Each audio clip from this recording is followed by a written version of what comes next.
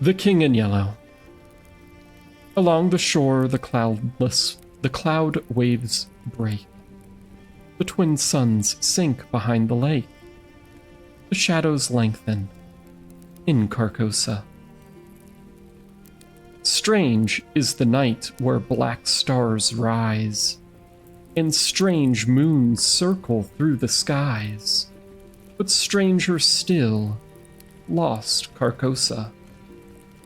Songs that the Hyades shall sing, where flap the tatters of the king, must die unheard in dim Carcosa.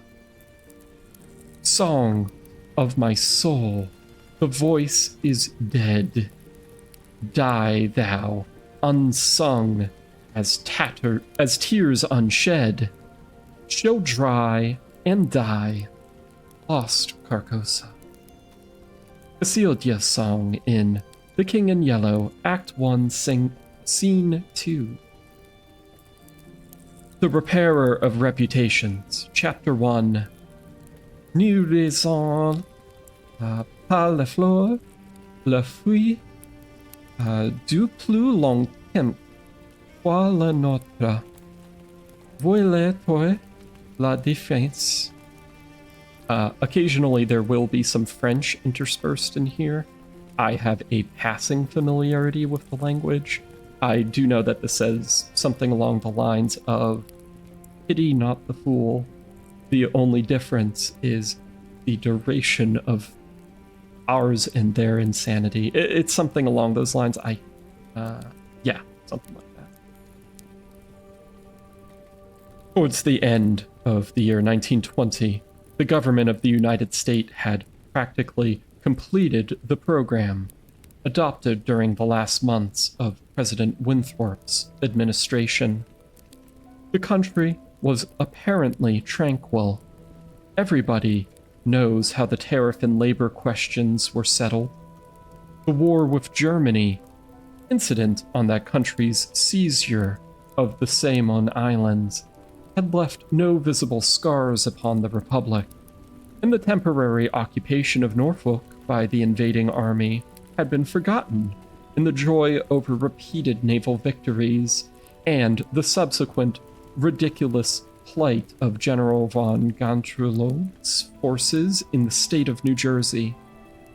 The Cuban and Hawaiian investments had paid 100%, and the territory of Samoa was well worth the cost as a coaling station. The country was in a superb state of defense.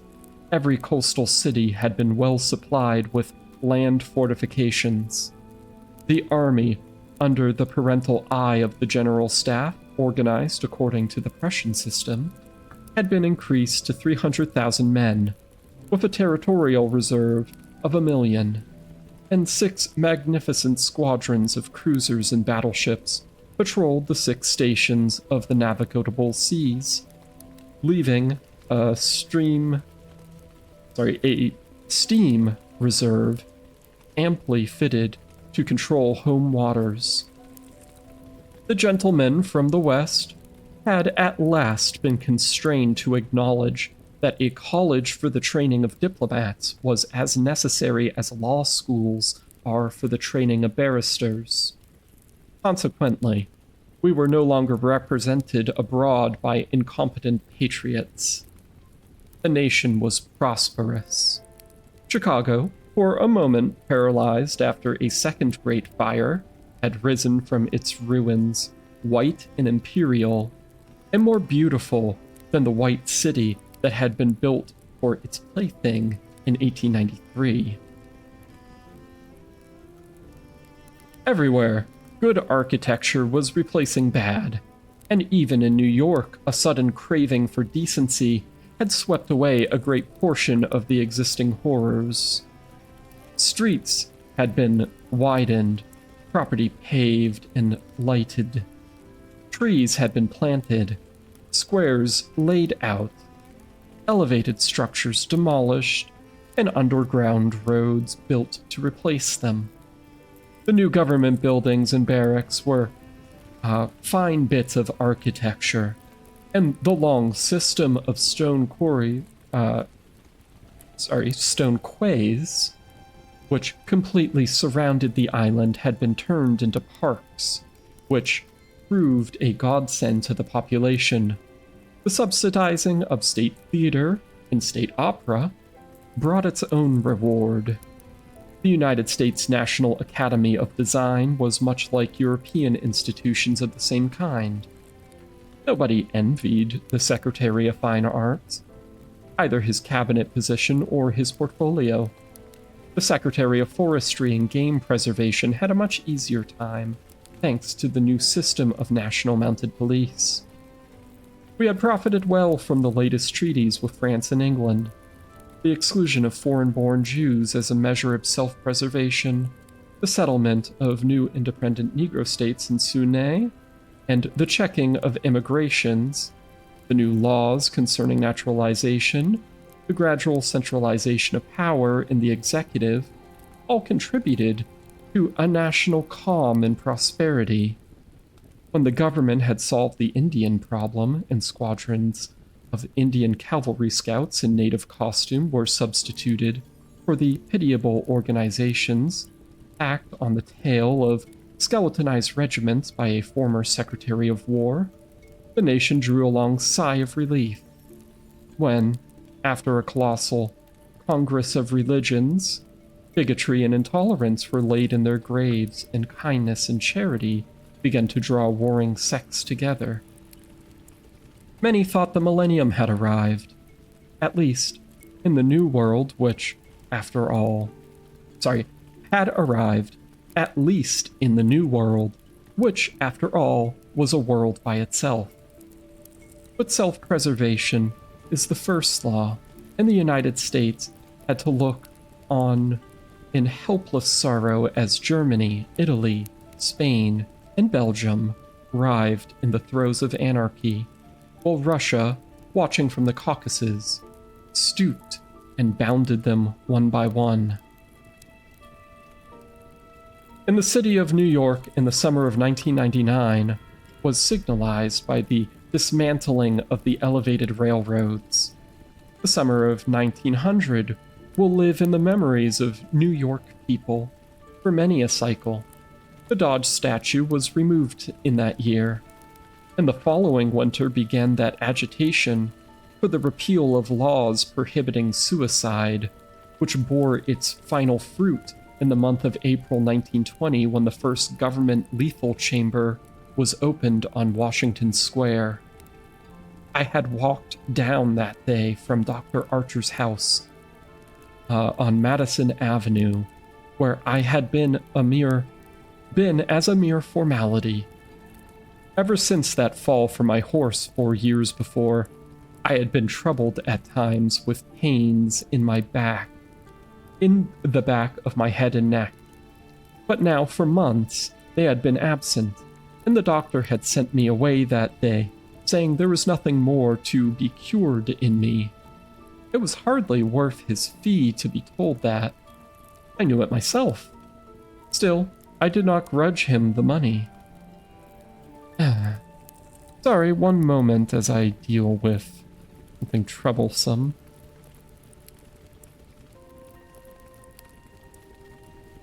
Sorry, I don't know if you're aware of this. I often get things that pop up of someone trying to post to chat. Usually it's a bot, and I have to type out like a big command to ban them and such. Oh, you're saying it doesn't hurt the eyes. Thank you. Yes, I was trying to think of how to make the area where I have the book up for you guys to read along with me, more visually interesting, but also easy to read. You have difficulty reading text on a white background? I always hear people talking about light screen mode users. I myself am one of those filthy white screen mode users, or whatever it's called. Light mode, that's it. Anyways. Still, I did not grudge him the money. What I minded was the mistake which he made at first. When they picked me up from that pavement where I lay unconscious, and someone had mercifully sent a bullet through my horse's head, I was carried to Dr. Archer, and he, pronouncing my brain affected, had me placed in his private asylum, where I obliged to endure treatment for insanity. At last, he decided that I was well, and I, knowing that my mind had always been as sound as his, if not sounder, paid my tuition, as he jokingly called it, and left. I told him, smiling, that I would get even with him for his mistake, and he laughed heartedly. He asked me to call once in a while, and so I did, hoping for a chance to even up accounts, but he gave me none, and I told him I would wait. Yes, is that the most horrifying thing of all, Summertime? A light mode user. Let's see. The fall from my horse had fortunately left no evil results. On the contrary, it had changed my whole character for the better. From a lazy young man about town, I had become an active, energetic, temperate, and above all else, ambitious. There was only one thing which had troubled me. I laughed at my own uneasiness, and yet it troubled me. During my convalescence, I had bought and read for the first time The King in Yellow.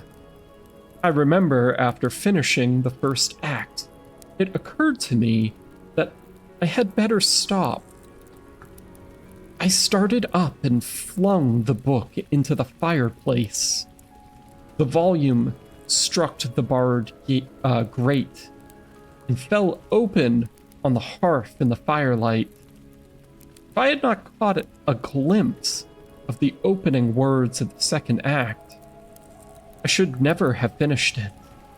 But as I stooped to pick it up, my eyes became riveted to the open page, and with a cry of terror, or perhaps it was joy so poignant that I suffered in every nerve, I snatched the thing out of the coals and crept shaking to my bedroom, where I read it and reread it and wept and laughed and trembled with horror, which at times assails me yet. This is the thing that troubles me, for I cannot forget Carcosa, where black stars hang in the heavens, where the shadows of men's thoughts lengthen in the afternoon, when the twin stars sink into the lake of Hali, and my mind will bear for every memory of that pallid mask. I pray God will curse the writer, as the writer has cursed the world with his beautiful, stupendous creation, terrible in its simplicity, irresistible in its truth. A world which now trembles before the King in Yellow. When the French government seized the translated copies which had just arrived in Paris, London, and Paris, London, of course, became eager to read it. It is well known how the book spread like an infectious disease from city to city, from continent to continent, barred out here, confiscated there, denounced by press and pulpit, censored even by the most advanced of literary anarchists.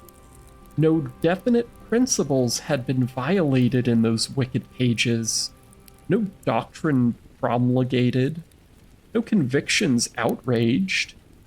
It could not be justified by any known standard, yet it was acknowledged that the supreme note of art had been struck in The King in Yellow. all felt that human nature could not bear the strain, nor thrive on words in which the essence of purest poison lurked. Sorry, the lack of line breaks in here is killing me. The very banality and innocence of the first act only allowed the blow to fall afterwards with more awful effect. It was, I remember, the 13th day of April, 1920, that the first government lethal chamber was established on the south side of Washington Square, between Worcester Street and South Fifth Avenue. The block, which had formerly consisted of a lot of shabby old buildings used as cafes and restaurants for foreigners, had been acquired by the government in the winter of 1898. The French and Italian cafes and restaurants were torn down. The whole block was enclosed by a gilded iron railing and converted into a lovely garden with lawns, flowers, and fountains. In the center of the garden stood a small white building, several severely classical in architecture, and surrounded by thickets of flowers. 6 iconic columns supported the roof, and the single door was of bronze. A splendid marble group of the Fates stood before the door, the work of a young American sculptor, Horace Yvon, who had died in Paris when only 23 years old.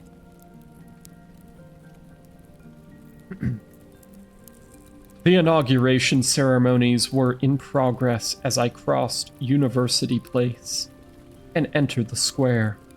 I threaded my way through the silent throng of spectators, but was stopped at 4th Street by a cordon of police. A regiment of the United States Lancers were drawn up in a hollow square round the lethal chamber. On a raised tribune facing Washington Park stood the governor of New York, and behind him were grouped the mayors of New York and Brooklyn, the inspector general of the police, the commandant of the state troops, Colonel Livingston, military aide to the President of the United States, General Blount, commanding at Governor's Island, Major General Hamilton, commanding the garrison of New York and Brooklyn, Admiral Buffby, of the fleet in North River, Surgeon General Lansford, the staff of the National Free Hospital, Senators Wise and Franklin of New York, and the Commissioner of Public Works. The tribune was surrounded by a square of hussars of the National Guard. The governor was finishing his reply to the short speech of the Surgeon General. I heard him say, "The laws prohibiting suicide and providing punishment for any attempt at self-destruction have been repealed. The government has seen fit to acknowledge the right of man to end his existence, which may have become intolerable to him through physical suffering or mental despair. It is believed that the community will be benefited by the removal of such people from their midst. Since the passage of this law, the number of suicides in the United States has not increased. Now, the government has determined to establish a lethal chamber in every city, town, and village in the country. It remains to be seen whether or not that class of human creatures from whom desponding ranks new victims of self-destruction fall daily will accept the relief thus provided." He paused and turned to the white lethal chamber. The silence in the street was absolute. There a painless death awaits him who can no longer bear the sorrows of this life. If death is welcome, let him seek it there. Then, quickly turning to the military aide of the president's household, he said, I declare the lethal chamber open. And again, facing the vast crowd, he cried in a clear voice, Citizens of New York and the United States of America, through me the government declares the lethal chamber to be open. The solemn hush was broken by a sharp cry of command. The squadron of hussars filed after the governor's carriage. The lancers wheeled and formed along Fifth Avenue to wait for the commandant of the garrison, and the mounted police followed them. I left the crowd to gape and stare at the white marble death chamber and crossed South Fifth Avenue. I walked along the western side of that thoroughfare to Bleecker Street. Then I turned to the right and stopped before a dingy shop which bore the sign, Albrecht, Armorer. I glanced in at the doorway and saw Hubrick busy in his little shop. At the end of the hall, he looked up and, catching sight of me, cried in his deep, hearty voice, Come in, Mr. Castagane. Constance, his daughter, rose to meet me as I crossed the threshold and held out her, and she held out her pretty hand. But I saw the blush of disappointment in her cheeks and knew that it was another Constagane she had expected, my cousin Lewis. I smiled at her confusion and complimented her on the banner she was embroidering from a colored plate. Old Hubrecht sat riveting the worn greaves of some ancient suit of armor, and then ting, ting, ting of his little hammer sounded pleasantly in the quaint shop. Presently, he dropped his hammer and fussed about for a moment with a tiny wrench. The soft clash of the mail sent a thrill of pleasure through me. I love to hear the music of steel brushing against steel, the mellow shock of the mallet on thigh piece, and the jingle of chain armor. That was the only reason I went to see Hubrecht. He had never interested me personally, nor did Constance, except for the fact that her being in love with Lewis. This did occupy my attention, and sometimes even kept me awake at night. But I knew in my heart that all would come right, and that I should arrange their future as I expected to arrange that of my kind doctor, John Archer. However, I should have never troubled myself about visiting them just then. Had it not been, as I say, that the music of his tinkling hammer had for me this strong fascination, I would sit for hours, listening and listening. And when a stray sunbeam struck the inlaid steel, the sensation it gave me was almost too keen to endure. My eyes would become fixed, dilating with pleasure that stretched every kind of nerve almost to the breaking, until some movement of that old armorer cut off the ray of sunlight. Then, still thrilling secretly, I leaned back and listened again to the sound of the polishing rag, swish, swish, rubbing rust from the rivets. Alright, I am going to get a drink of water. It sounds like the protagonist would have loved ASMR.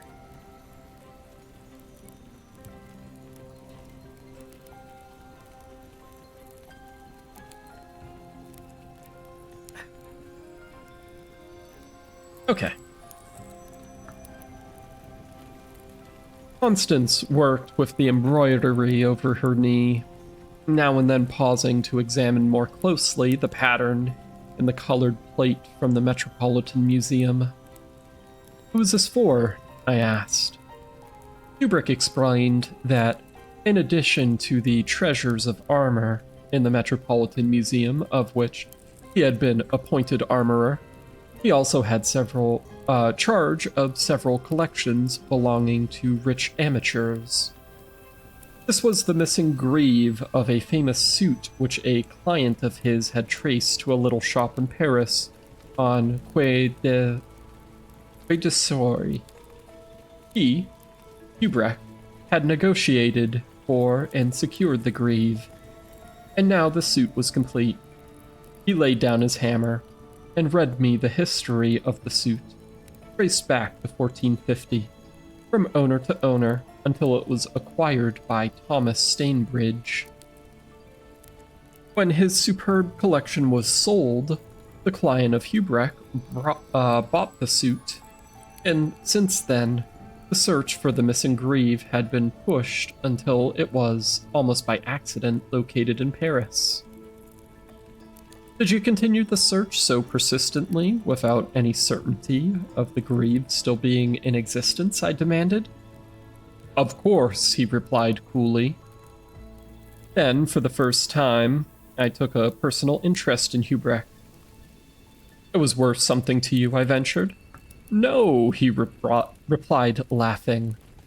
"My pleasure in finding it was my reward."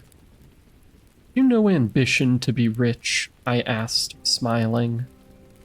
"My one ambition is to be the best armorer in the world," he answered gravely. Constance asked me if I had seen the ceremonies at the Lethal Chamber. She herself had noticed cavalry passing up Broadway that morning, and had wished to see the inauguration, but her father wanted the banner finished, and she had stayed at his request. "Did you see your cousin, Mr. Constagay, there?" she asked, with the slightest tremor in her soft eyelashes. "No," I replied carelessly. "Lewis's regiment is maneuvering out in Winchester County." I rose and picked up my hat and cane. "Are you going upstairs to see that lunatic again?" laughed old Kubrick. If Kubrick knew how I loathed the word lunatic, he would never use it in my presence. It rouses certain feelings in me which I do not care to explain. However, I answered him quietly.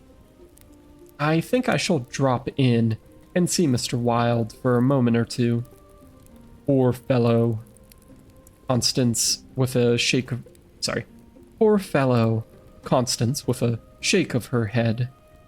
"It must be hard to live alone year after year. Poor, crippled, and almost demented. It is very good of you, Mr. Castagane, to visit him as often as you do." "I think he's vicious," observed Kubrick.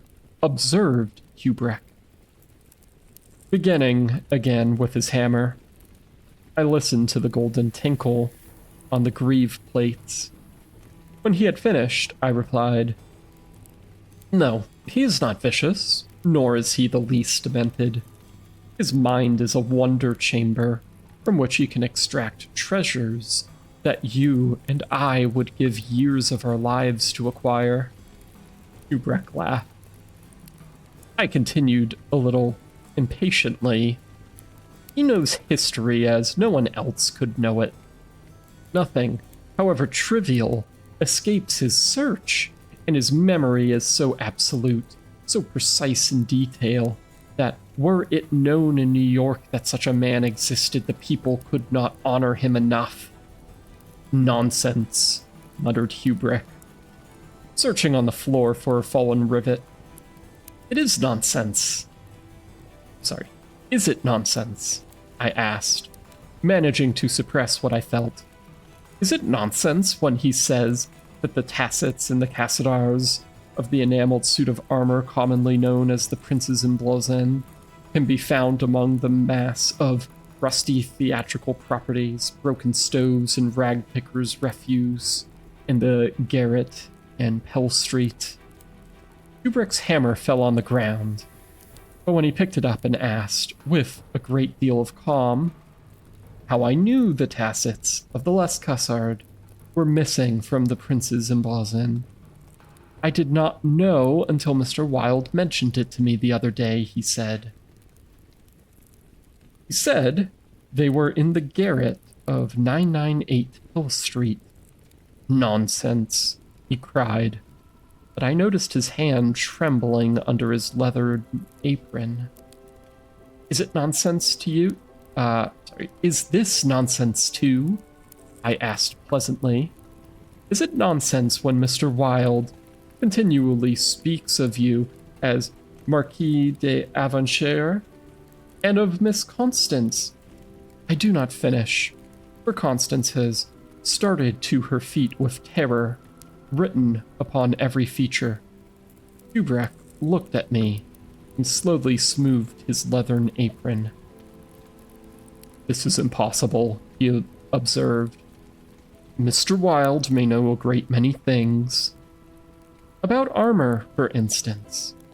And then the Prince's emblazon. I interposed, smiling. Need another drink of water.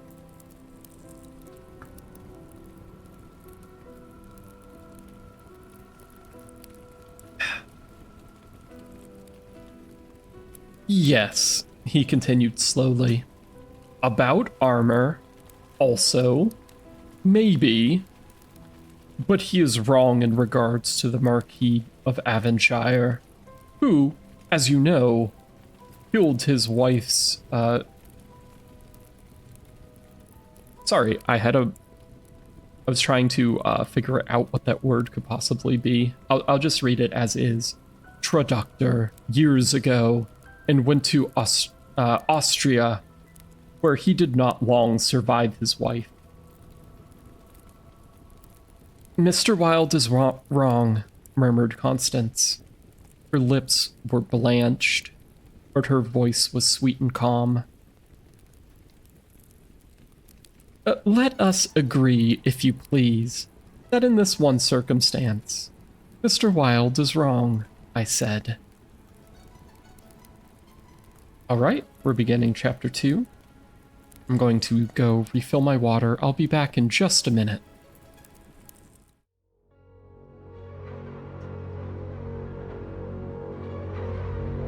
All right, I am back. And Yorarune has said, apparently a traductor is someone who slanders. I didn't know that, and I just assumed it meant like seductor, like someone who seduces. Oh well, close enough for the meaning of what they were just talking about.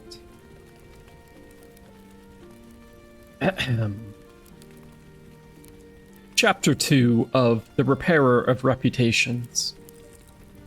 I climbed the 3 dilapidated flights of stair, which I had so often climbed before, and knocked at a small door at the end of the corridor. Mr. Wilde opened the door and I walked in. When he had double-locked the door and pushed a heavy chest against it, he came and sat down beside me, peering up into my face with his little light-color eyes. Summertime says, apparently honestly a dream job? I don't think that's a job. Although I suppose anything could be a job if someone pays you to do it. Half a dozen new scratches covered his nose and cheeks, and the silver wires which supported his artificial ears had become displaced. I thought I had never seen him so hideously fascinating. He had almost no ears. The artificial ones, which now stood out at an angle from the fine wire, were his one weakness. They were made of wax and painted a shell pink, but the rest of his face was yellow. He might be better have reveled in the luxury of some artificial fingers for his left hand, which was absolutely fingerless, but it seemed to cause him no inconvenience, and he was satisfied with his wax ears. He was very small, scarcely higher than a child of 10, but his arms were magnificently developed, and his thighs as thick as any athlete's. Still, the most remarkable thing about Mr. Wilde was that a man of his marvelous intelligence and knowledge should have such a head. It was flat and pointed like the heads of many of those unfortunates whom people imprisoned in asylums for the weak-minded. Many people call him insane, but I knew him to be as sane as I was. So yes, just a note. Well, obviously, this book, I had mentioned, the book was written in the 1800s. It's set in 1920, so obviously this is in the future, but following the Civil War, and especially in the late 1800s and after the First World War, especially, America was actually well known as the center for research on prosthetics. The wax ears and fake fingers that they're mentioning here were definitely, honestly, commonplace things. Industrial accidents, accidents with explosives, and of course war had left a great number of Americans and people all over the world heavily disfigured. It's not something that's usually talked about in either literature or movies.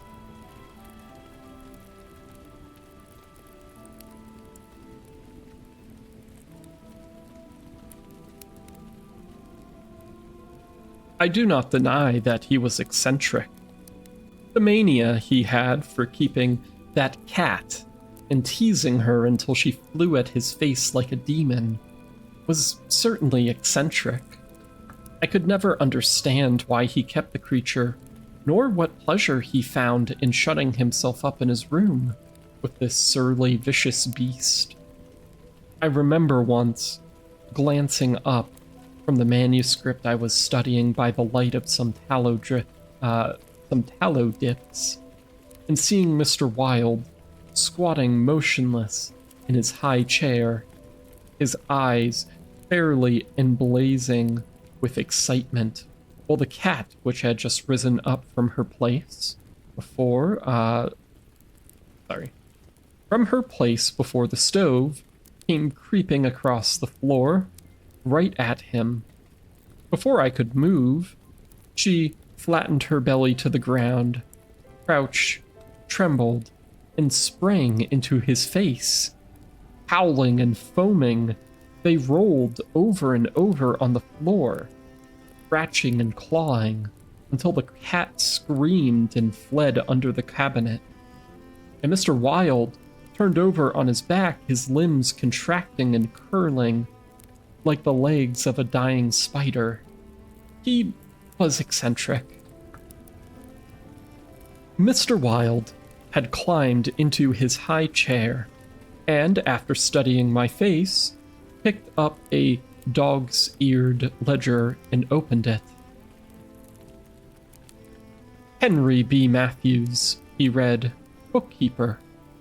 And Wise Not, and company, with Wissott and Wissott and Company, dealers in church ornaments, called April 3rd, reputation damaged on the racetrack, known as a welcher, reputation to be repaired by August 1st, retainer $5. He turned the page and ran his fingerless knuckles down the closely written columns.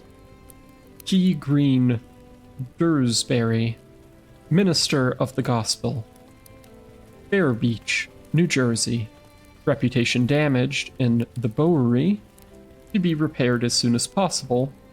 Retainer $100. Peek off and added. Called April 6th. Then you are not in need of money, Mr. Wilde, I inquired. Listen, He coughed again. Miss C. Hamilton Chester of Chester Park, New York City, called April 7th. Reputation damaged at Défense. To be repaired by October 1st. Retainer $500. Note, C. Hamilton Chester, Captain USS Avalanche, ordered home from South Sea Squadron October 1st. Well, I said, the profession of a repairer of reputations is lucrative. To give you some idea, I actually just saw a chart of figures of what a dollar would be in 1910. This is set in 1920. $1 was about 36 of today's dollars in inflationary terms. Just to give you an idea of what all of those numbers would have meant. Well, yes. The repairer of reputations is lucrative. Yes. His colorless eyes sought mine. I only wanted to demonstrate that I was correct. You said it was impossible to succeed as a repairer of reputations.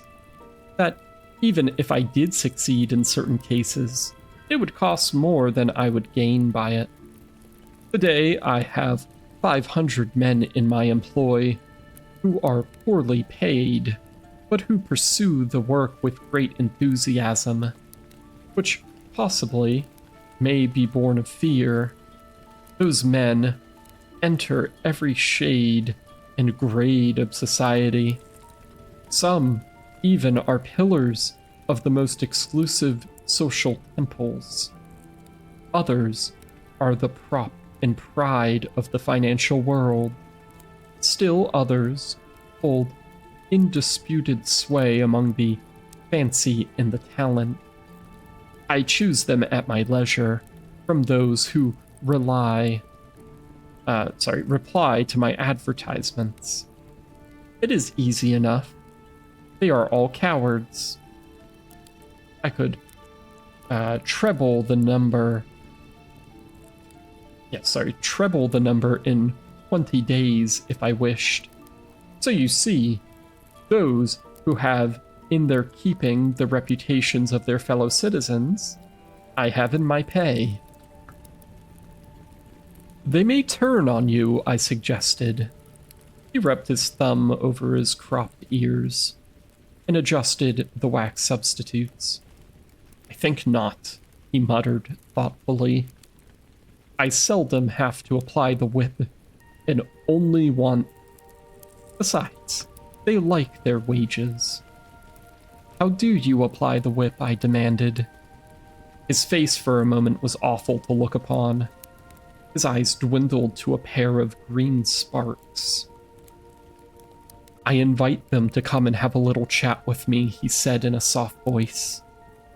A knock at the door interrupted him, and his face resumed its amiable expression. Who is it? He inquired. Mr. Stelet, was the answer. Come tomorrow, replied Mr. Wilde. Impossible, began the other, but was silenced by a sort of bark from Mr. Wilde. Come tomorrow, he repeated. We heard someone move away from the door and turn the corner by the stairway. Who is that? I asked. Arnold Stelet, owner and editor-in-chief of the great New York Daily. He drummed his fingers on the ledger with his fingerless hand, adding, I pay him very badly, but he thinks he has a good bargain. Arnold Stelet? I repeated, amazed. Yes, said Mr. Wilde with a self-satisfied cough. The cat, which had entered the room as he spoke, hesitated, looked up at him and snarled. He climbed down from his chair and squatted on the floor, took the creature in his arms and caressed her. The cat ceased snarling, and presently began a loud purring, which seemed to increase in timbre as he stroked her. "Where are the notes?" I asked. He pointed to the table, and for the 100th time, I picked up the bundle of manuscripts entitled The Imperial Dynasty of America. Need another drink of water.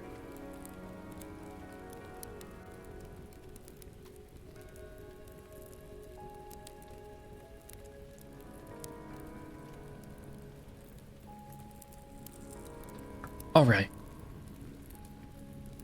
The Imperial Dynasty of America. One by one, I studied the well-worn pages, worn only by my own handling, and although I knew all by heart from the beginning.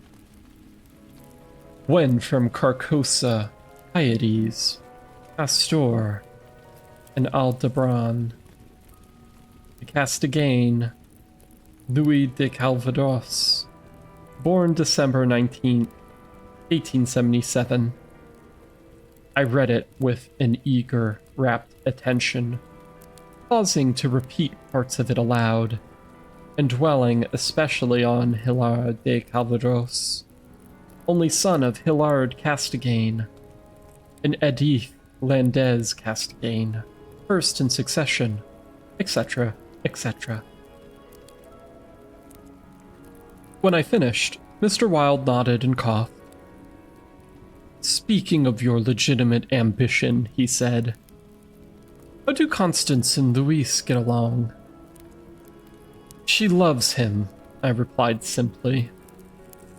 The cat on his knee suddenly turned and struck at his eye, and he flung her off and climbed up on the chair opposite me. "And Dr. Archer? But that's a matter you can settle any time as you wish," he added. "Yes," I replied, "Dr. Archer can wait, but it is time I saw my cousin Louis."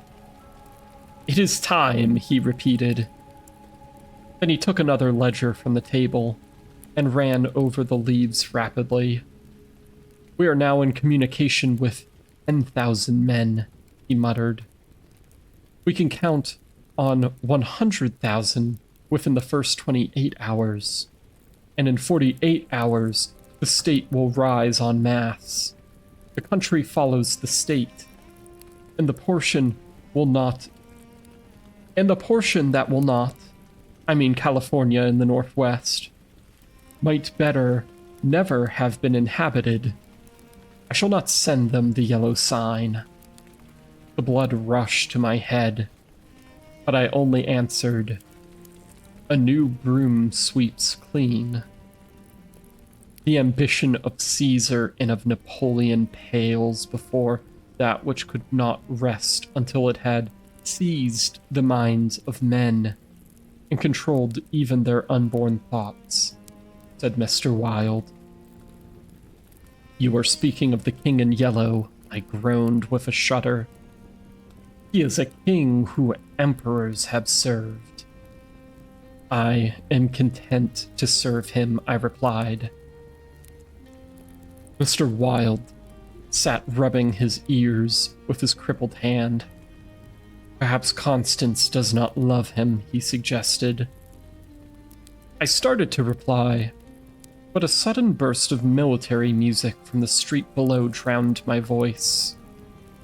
The 20th Dragoon Regiment, formerly in garrison at Mount St. Vincent, was returning from maneuvers in Westchester County to its new barrack in East Washington Square.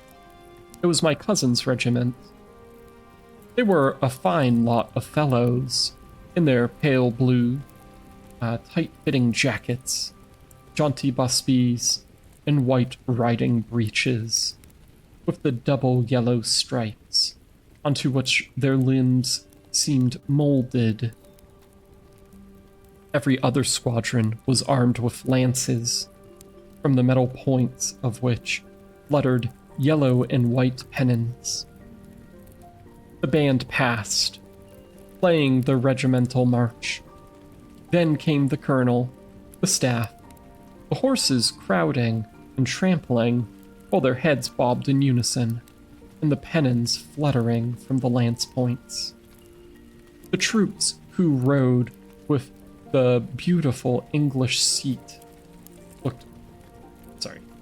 looked brown as berries from their bloodless campaign among the farms of Westchester, and the music of their sabers against their stirrups, and the jingling of spurs, and the carbines was delightful to me. I saw Louis riding with his squadron. He was as handsome an officer as I have ever seen. Mr. Wilde, who mounted a chair by a window, saw him too, but said nothing. Louis turned and looked straight at Hubrick's shop as he passed, and I could see the flush on his brown cheeks. I think Constance must have been at the window. When the last troopers had clattered by, and the last pennons vanished into South Fifth Avenue, Mr. Wilde clambered out of his chair and dragged the chest away from the door. "Yes," he said, "it is time that you saw your cousin Louis." Oh, what's this? Vexing Cat?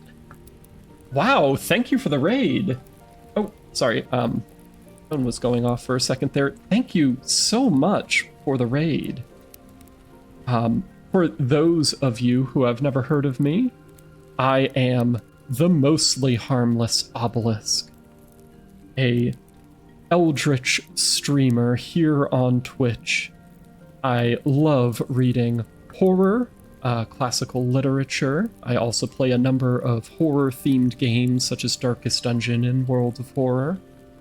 And thank you all for stopping by. Let me give a shout out real quick. Sing Cat? There we go. If anyone is here who was not coming in with the raid of Vexing Cat, who does not know her, she also does quite a lot of reading streams. What were you reading today? Sorry, I've got so many chats, pop-up things that I gotta flick through. There we go. So yeah, what were you up to?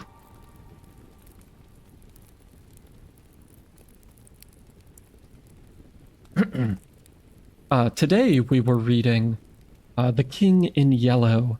Right now we're on The Repairer of Reputations, which is the first part, chapter 2. If any of you are unfamiliar with The King in Yellow, it's by Robert Chambers. It's from the late 1800s, and by some people's thinking, it is the first of the eldritch horror genre. Let's see. Fallen Thespian says, I feel mostly safe with this obelisk. Yes, mostly safe indeed. Let's see. But yes, so it is of the horror genre. The first chapter was setting up the where it's taking place, which is New York in an alternate history in 1920. Things are a little bit odd in the country, but not altogether unusual, aside from the publishing of a book titled The King in Yellow, or rather than a book, it was a play that had been published, and in almost all places banned, censored, or seized. The main character was in an insane asylum when he happened upon a copy and became rather obsessed with it. Now he was just talking with a very strange aged fellow who has the title of the Repairer of Reputations. Let's see here. Oh, I see. I didn't see before that you said that you were reading Robert Frost. Yes, thank you for coming by. I do love Robert Frost. in some of his poems. I actually think I stopped by your stream last week. You were reading some of his then as well. Well, anyways, let us begin.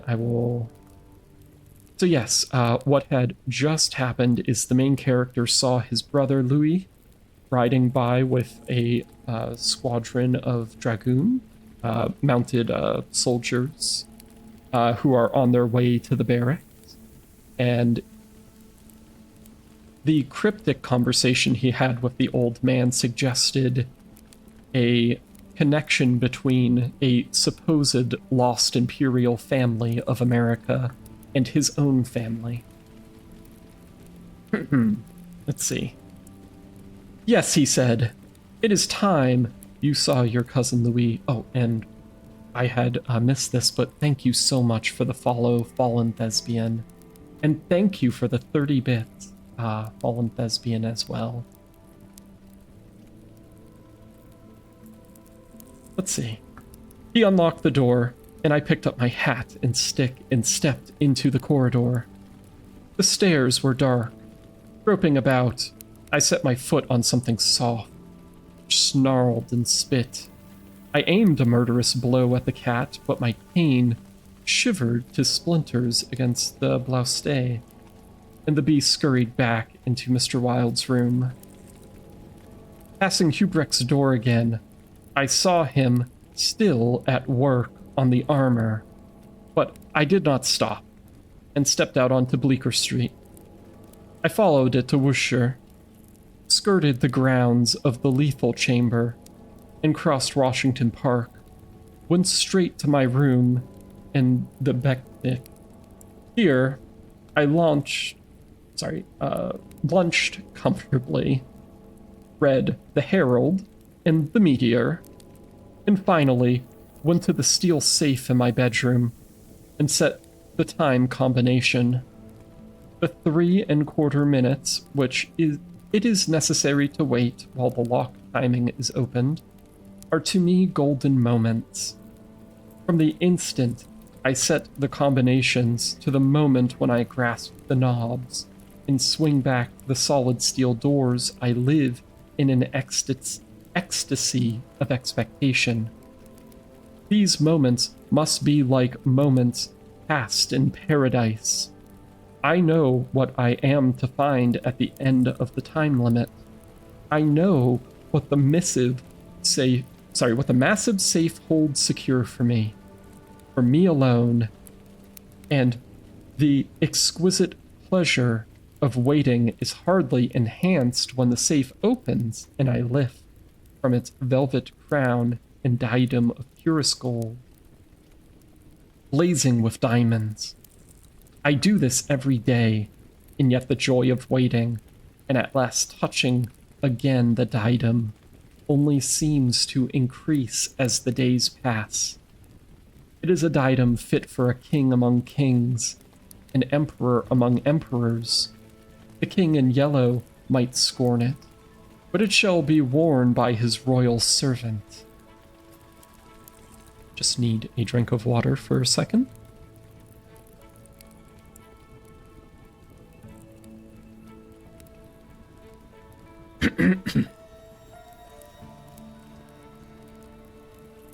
I held it in my arms until the alarm in the safe rang harshly, and then tenderly, proudly, I replaced it and shut the steel doors. I walked slowly back into my study, which faces Washington Square, and leaned on the windowsill. The afternoon sun poured into my windows, and a gentle breeze stirred the branches of the elms and maples in the park, now covered with bud and tender foliage. A flock of pigeons circled about the tower of the memorial church, sometimes alighting on the purple tilted roof, sometimes wheeling downwards into the lotus fountain in front of the marble arch. The gardeners were busy with the flower beds around the fountain, and the freshly turned earth smelled sweet and spicy. A lawnmower, drawn by a fat white horse, clinked across the green sward, and watering carts poured showers of spray over the asphalt drives. Around the statue of Peter Stoyets, which in 1897 had replaced the monstrosity supposed to represent Garibaldi, children played in the spring sunshine, and nurse girls wheeled elaborate baby carriages with a reckless disregard for the pasty-faced occupants, which could probably be explained by the presence of half a dozen trim dragoon troopers languidly lolling on the benches. Red Sage, thank you very much for the follow. Through the trees, the Washington Memorial Arch glistened like silver in the sunshine, and beyond, on the eastern extreme of the square, the gray stone barracks of the dragoons and the white granite artillery stables. Artillery stables, I had to make sure I was reading that right, were alive with color and motion. I looked at the lethal chamber on the corner of the square opposite. A few curious people still lingered about the gilded iron railing, but inside the grounds, the paths were deserted. I watched the fountains ripple and sparkle. The sparrows had already found a new bathing nook, and the basins were covered with dusty feathered little things. 2 or 3 white peacocks picked their way across the lawn, and a drab-colored pigeon sat so motionless on the arm of one of the fates that seemed to be part of the sculpted stone. And that seemed to be part of the sculptured stone. Here they are referring to the government-mandated suicide chamber that was erected in Park in New York City. That was mentioned in Chapter 1. I'm just reiterating for the people who came in for the raid. As I was turning carelessly away, a slight commotion in the group of curious loiterers around the gates attracted my attention.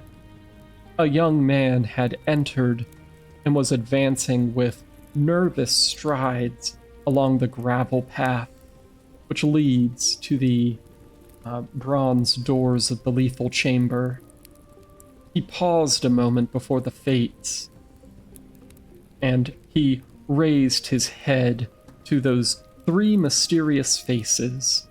The pigeon rose from its sculpted perch, circled about for a moment, and wheeled to the east. The young man pressed his hand to his face, and then with an unidentifiable gesture, sprang up the marble steps to the bronze doors, closed behind him, and half an hour later, the loiterers slouched away, and the frightened pigeon returned to its perch in the arms of the fates. I put on my hat and went out to the park for a little walk before dinner, and I crossed the central driveway. As I crossed the central driveway, As I crossed the central driveway, a group of officers passed, and one of them called out, "Hello, Hildred," and came back to shake hands with me. It was my cousin Louis, who stood smiling and tapping his spurred heels with the riding whip. "Just back from Westchester," he said. "Been doing the bubalik, milk and curds, you know, dairy maids and the sunbonnets who say hello, and I don't think when you tell them when they are pretty. I'm nearly dead for a square meal at Delmonico's. What's the news?" There is none, I said pleasantly. I saw your regiment coming in this morning. Did you? I didn't see you. Where were you?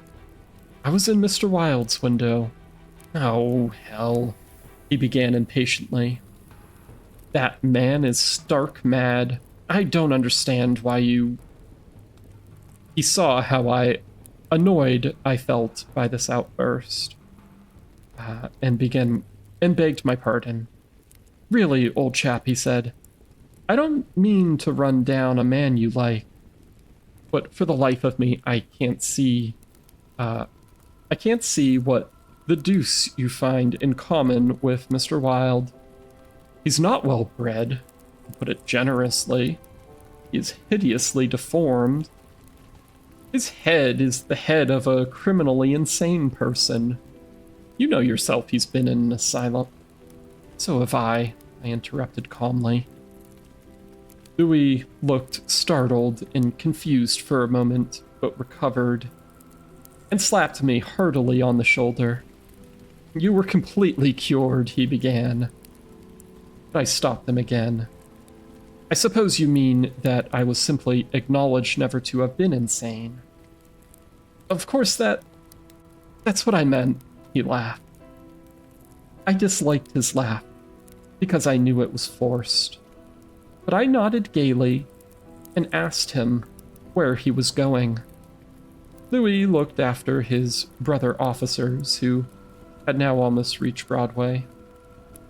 We had intended to sample a Brunswick cocktail, but to tell you the truth, I was anxious for an excuse to go and see Hubrick instead. Come along. I'll make you my excuse. For a little bit of context for those who had come in, Hubrick's daughter is to marry Louis. I don't know if they're engaged. We found old Hubrick, neatly attired in a fresh spring suit, standing at the door of his shop and sniffing the air. I had just decided to take Constance for a little stroll before dinner, he replied to the impervious volley of questions from Louis. We thought of walking on the park terrace along North River. At that moment, Constance appeared and grew pale and rosy by turns as Louis bent over her small gloved fingers. I tried to excuse myself, alleging an engagement uptown, but Louis and Constance would not listen, and I saw I was expected to remain and engage old Hubrick's attention. After all, it would be just as well if I had kept an eye on Louis, I thought, and when they hailed a Spring Street horse car, I got in after them and took my seat beside the armorer. King Among Us, thank you for coming in. And yes, the King in Yellow, is this the... Yes, the first story of The King in Yellow, The Repairer of Reputation. For those who don't know, the book is split up into a number of short stories and poems. This one is the first. Currently, we are on... I believe this is near the end of the second chapter.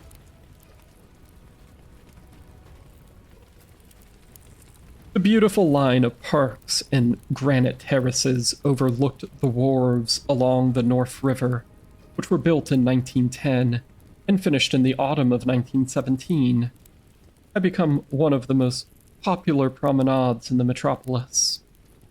They extended from the Battery to 190th Street, overlooking the Noble River and affording a fine view of the Jersey Shore and the highlands opposite. Cafes and restaurants were scattered here and there amongst the trees, and twice a week, military bands from the garrison played in the kiosks of the parapets. We sat down in the sunshine on the bench at the foot of the equestrian statue of General Sheridan Constance tipped her sunshade to shield her eyes, and she and Louis began a murmuring conversation which was impossible to catch. Old Hubrick,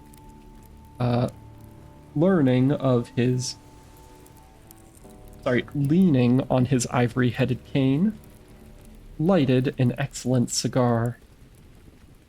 The mate to which I politely refused, and smiled at vacantly. The sun hung low above the Staten Island woods, and the bay was dyed with golden hues reflected from the sun-warming sails of the shipping in the harbor. Brigs, schooners, yachts, clumsy ferry boats, their decks swarming with people. Railroad transports carrying lines of brown, blue, and white freight cars. Stately, sound steamers. De-class tramp steamers. Coastals, dredgers, scows, and everywhere, pervading the entire bay, impudent little tugs puffing and whistling obviously. Those were the craft which churned in the sunlight waters as far as the eye could reach. In calm contrast to the hurry of sailing vessels and steamer, a silent fleet of white warships lay motionless in midstream. Constance's merry laugh aroused me from my reverie. "What are you staring at?" she inquired. "Nothing. The fleet," I smiled. Then Louis told us that the vessels were, pointing out each of their relative positions to the old red fort on the Governor's Isle. He told us what the vessels were. "That little cigar-shaped thing is a torpedo boat," he explained. "There are 4 more lying close together. They are the Trappin, the Falcon, the Sea Fox, and the Octopus. The gunboats just above are the Princeton and the Champlain, and Stillwater and the Erie. Next to them lie the cruisers Farragut and Los Angeles, and above them are the battleships California and Dakota, and the Washington, which is the flagship. Those 2 squatly-looking chunks of metal which are anchored there off Castle William are the double-turreted monitors, terrible and magnificent. Beyond them lies the ram Askelia." Just need a drink of water for a moment.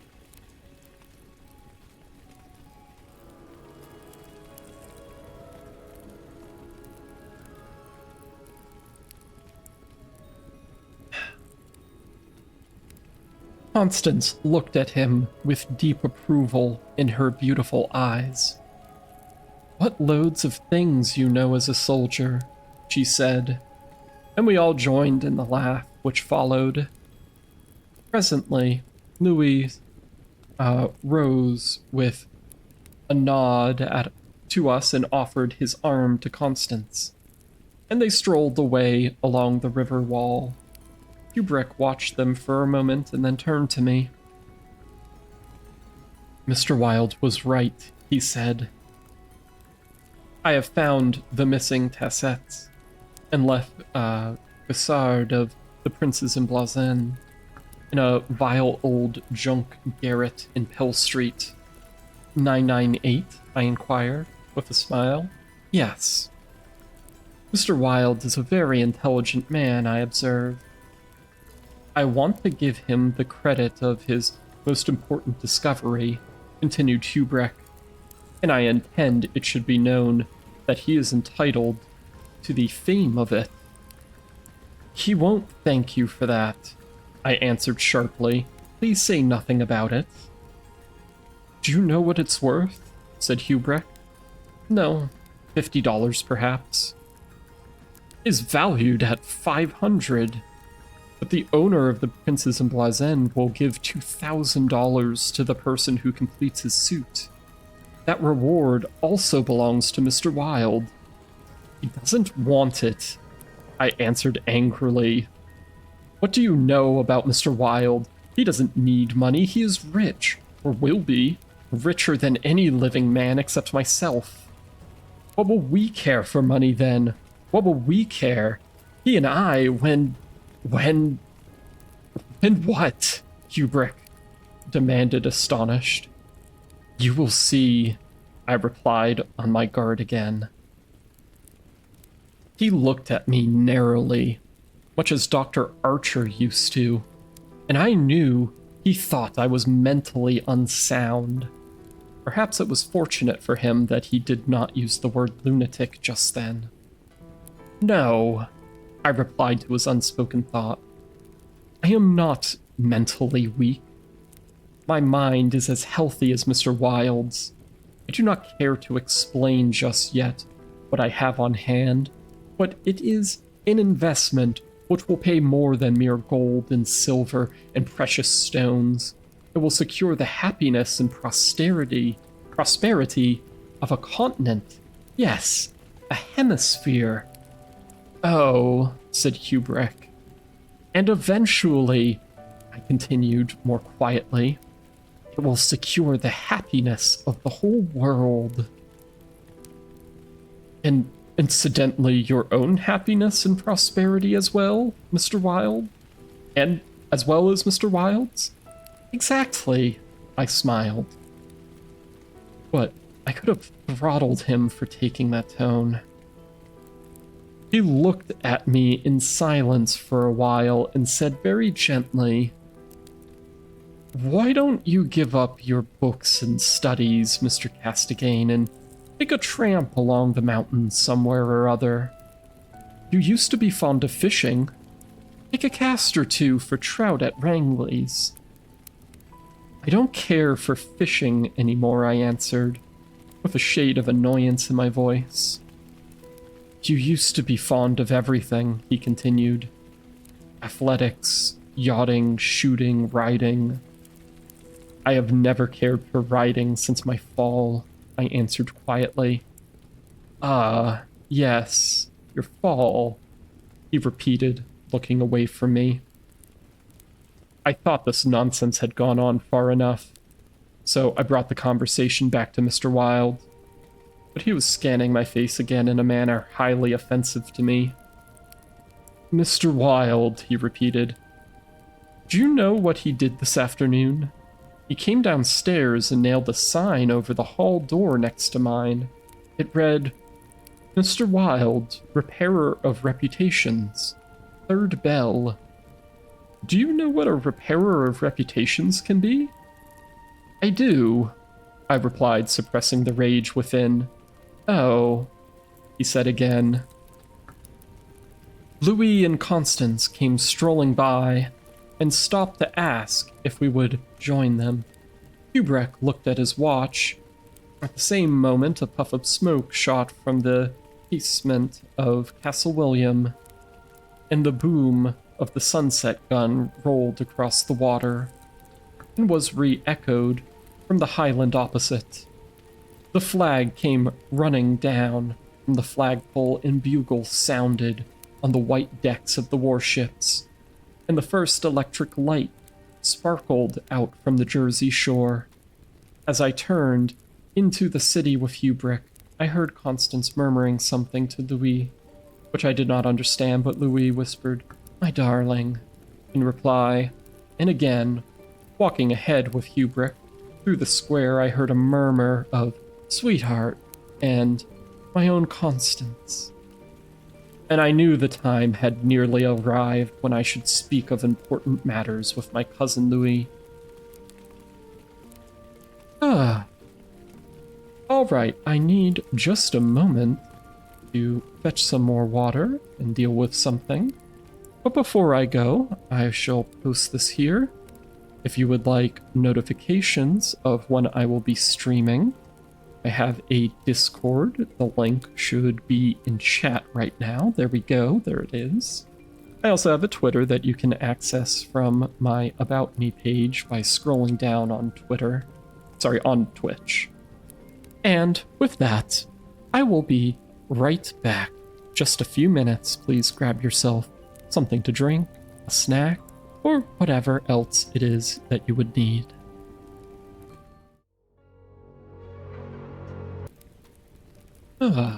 Welcome back, everyone. Let's see, we are starting now on Chapter 3 of Repairer of Reputations, the first short story of The King in Yellow. One morning early in May, I stood before the steel safe in my bedroom, trying on the golden jeweled crown.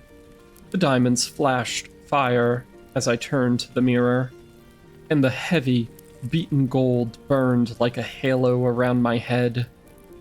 I remembered Camelia's agonized screams and the awful words echoing through the dim streets of Carcosa. They were not the last lines of the final... They were the last lines in the final act, and I dared not think of what followed. Dared not.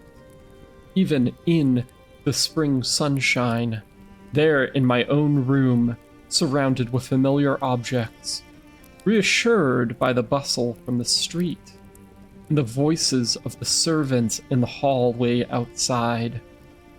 For those poisoned words had dropped slowly into my heart as death's sweet drops upon a bedsheet, and is absorbed.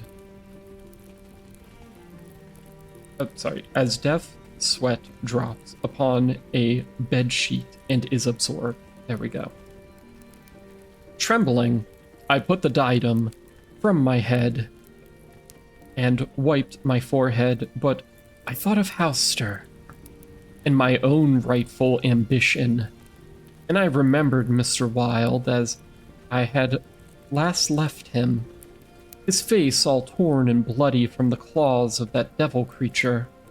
And what he said, what he said. The alarm bell in the safe began to whir harshly, and I knew my time was up. But I would not heed it. And replacing the flashing circlet upon my head, I turned defiantly to the mirror. I stood for a long time absorbed in the changing expression of my own eyes. The mirror reflected a face which was like my own, but whiter, and so thin I hardly recognized it. And all the time I kept repeating between clenched teeth, "The day has come, the day has come," while the alarm in the safe whirred and clamored, and the diamonds sparkled and flamed above my brow. I heard a door open, but I did not heed it. It was only when I saw two faces in the mirror. It was only when another face rose over my shoulder and two other eyes met mine. I wheeled like a flash and seized a long knife from the dressing table, and my cousin sprang back very pale, crying, "Hildred, for God's sake!" And as my hand fell, he said, "It is I, Louis. Do you not know me?" I stood silent. I could not have spoken for my life. He walked up to me and took the knife from my hand. "What is this?" he inquired in a gentle voice. "Are you ill?" "No," I replied, but I doubt he heard me. "Come, come, old fellow," he cried. "Take off that brass crown and toddle into the study. Are you going to a masquerade? What is all of this theatrical tinsel anyways?"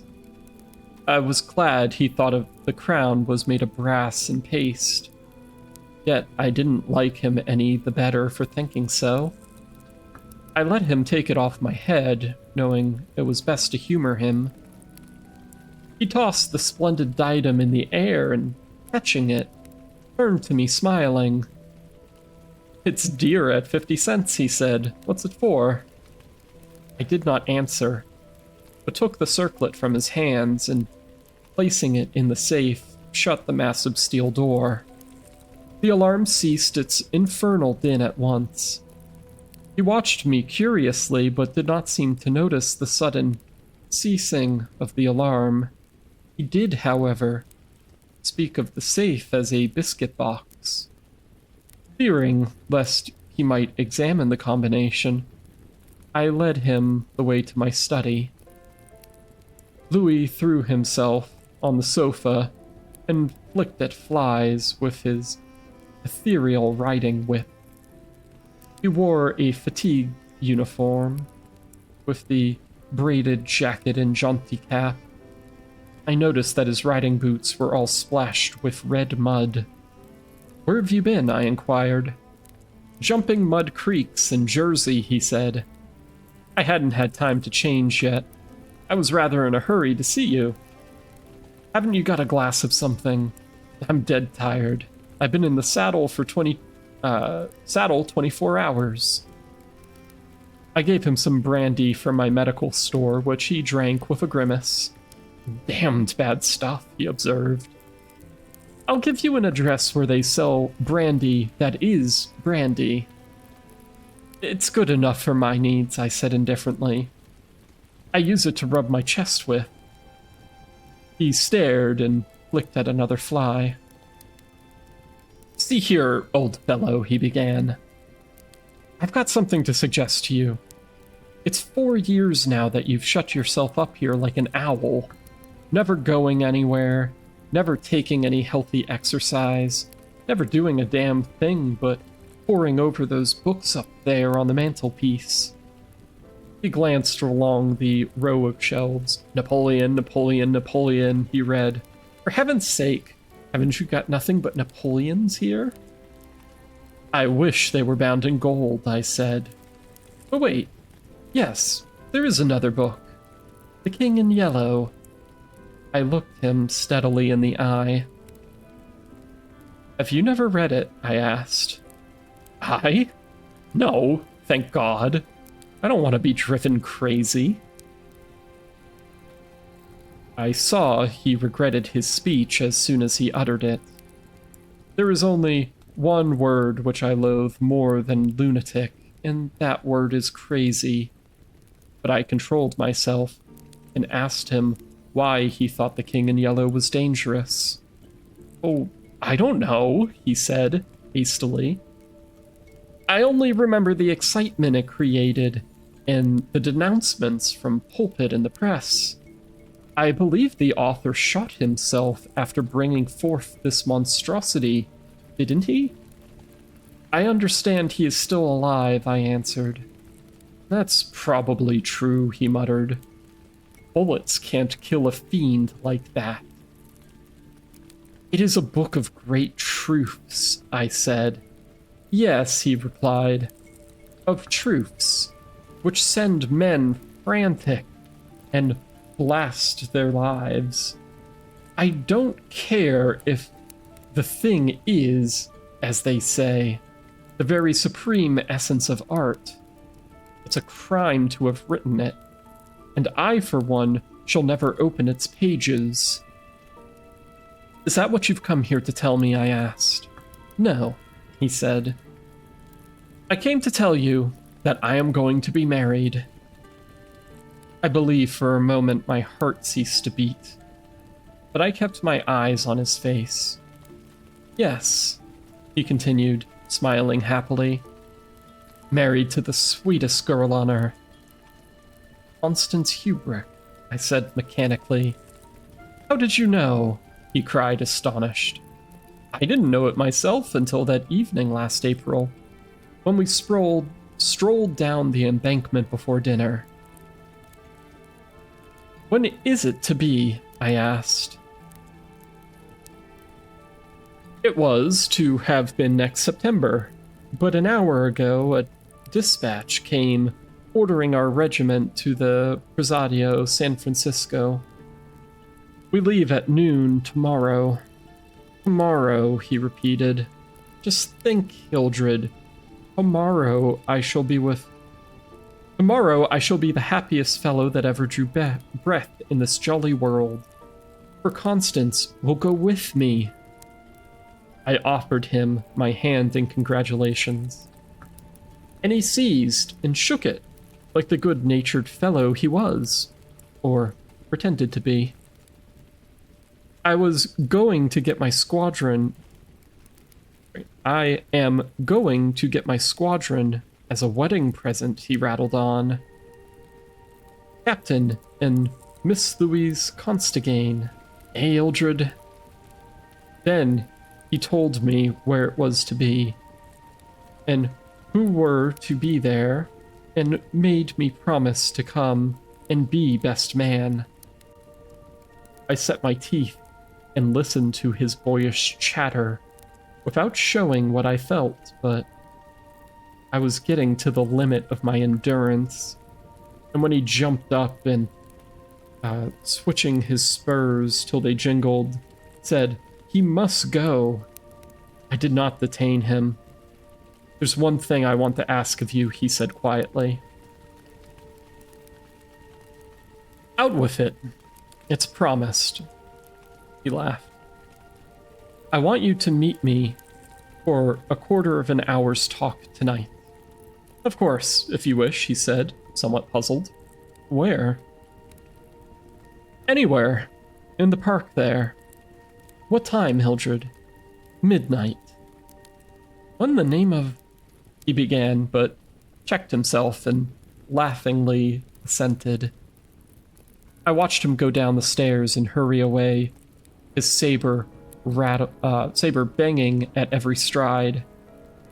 He turned into Bleecker Street, and I know he was going to see Constance. I gave him 10 minutes to disappear, and then followed in his footsteps, taking with me the jeweled crown and the silken robe embroidered with the yellow sign.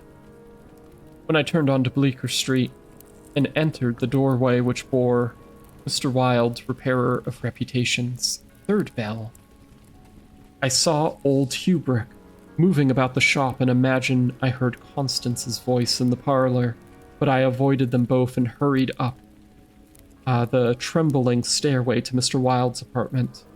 I knocked and entered without ceremony. Mr. Wilde lay groaning on the floor, his face covered with blood, his clothes torn to shreds. Drops of blood were scattered about over the carpet, which had also been ripped and frayed in the evidence of recent struggle. It's that cursed cat, he said, ceasing his groans, and turning his colorless eyes to me. She attacked me while I was asleep. I believe she will kill me yet. This was too much.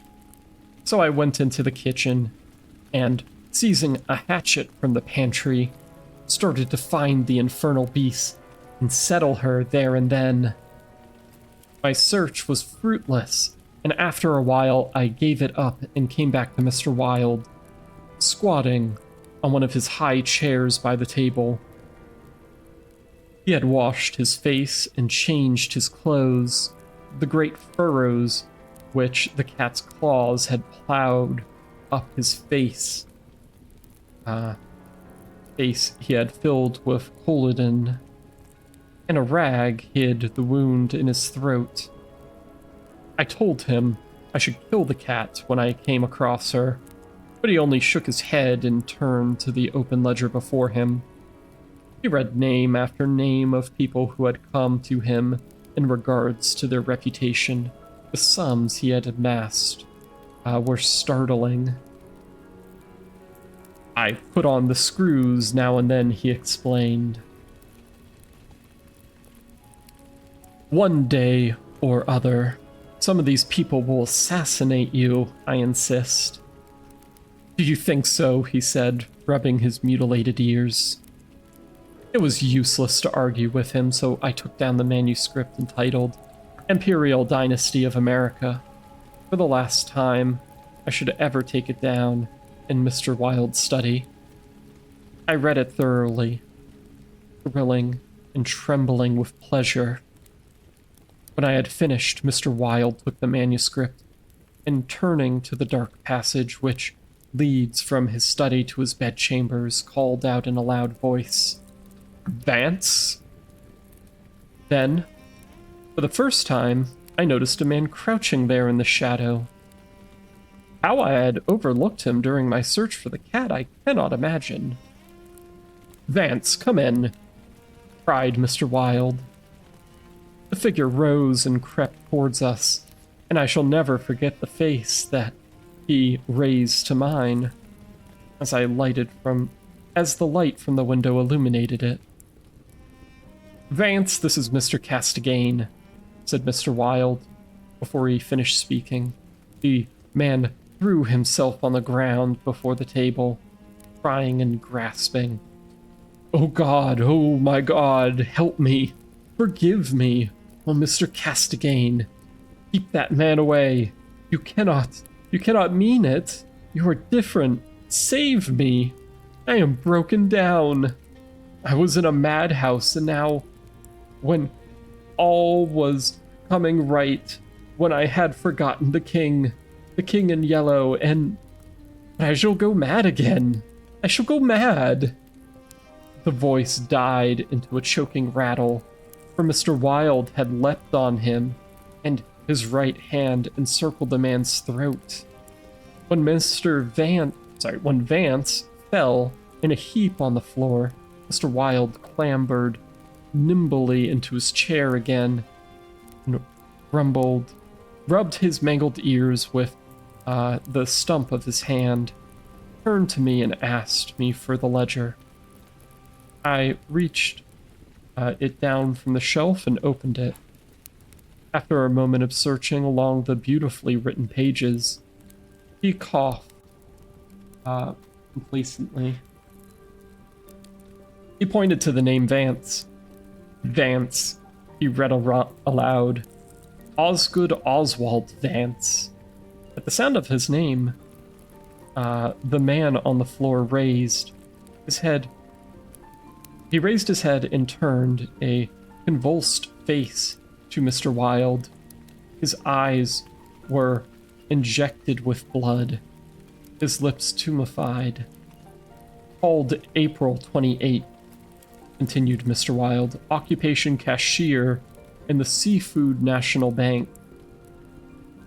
He served a term of forgery at Sing Sing, and when he was transferred to the asylum for the criminally insane. Whence he was transferred to the asylum for the criminally insane. Pardoned by the governor of New York, and discharged from the asylum January 19, 1918. Reputation damaged at Sheepshed Bay. Rumors that he lives beyond his income. Reputation to be repaired at once. Retainer $1,000, 500. Note: he has embezzled sums amounting to $30,000 since March 20th, 1919. Excellent family, and secured present position through uncle's influence. Father, president of Seaforth Bank. I think I said Seafood Bank before. Forgive me. I looked at the man on the floor. Get up, Vance, said Mr. Wilde in a gentle voice. Vance rose as if hypnotized. He will do as we suggest now, observed Mr. Wilde. In opening the manuscript, he read the entire history of the Imperial Dynasty of America. Then, in a kind of soothing murmur, he ran over the important points with Vance, who stood like one stunned.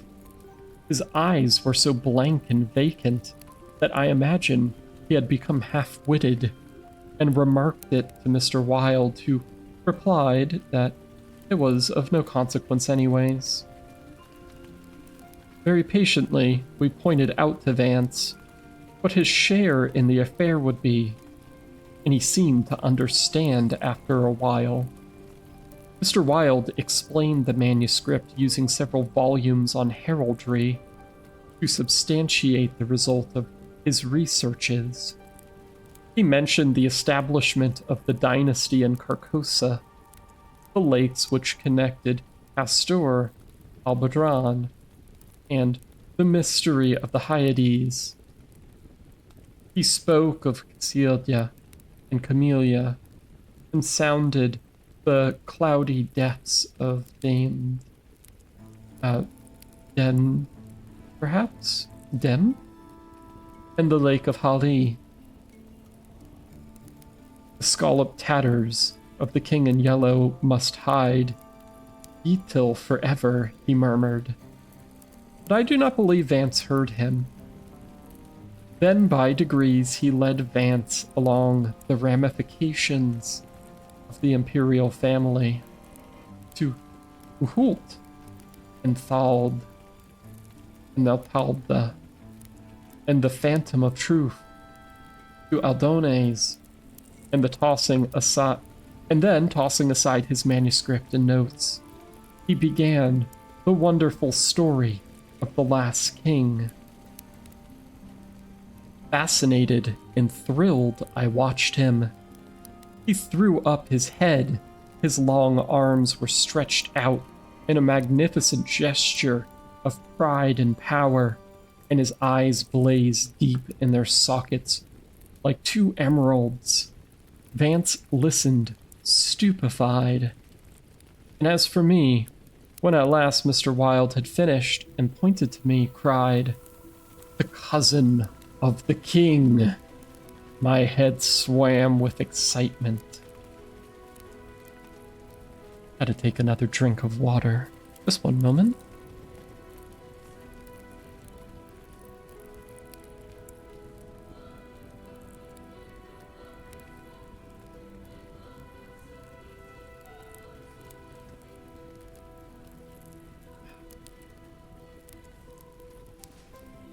Oscurious, thank you very much for the follow. I deeply appreciate it. Did I say your name correctly? Oscurious. A very interesting name.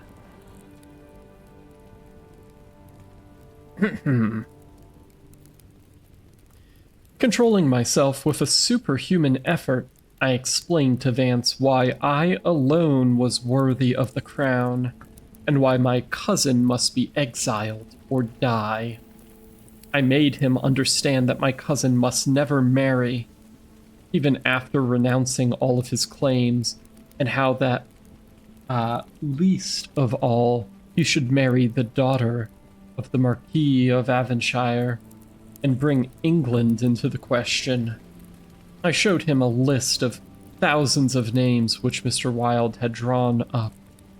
Every man whose name was there had received the yellow sign, which no living human being dared disregard. The city, the state, the whole land were ready to rise and tremble before the pallid mask. Let's see here. You say it is pronounced Oscuris. Oscurus. Oscuro in Spanish. I see. Very interesting. I hope I got it right this time. Oscurus. Excellent. Let's see. The time had come. The people should know the son of Hastur, and the whole world will bow to the black stars which hang in the sky over Carcosa. Vance leaned on the table, his head buried in his hands. Mr. Wilde drew a rough sketch in the margin of yesterday's Herald with a bit of lead pencil. It was a plan of Hubrick's rooms. Then he wrote out the order and affixed the seal, and shaking like a palsied man, I signed my first writ of execution with my name, Ildred Rex. Mr. Wilde clambered to the floor and, unlocking the cabinet, took a long square box from the first shelf.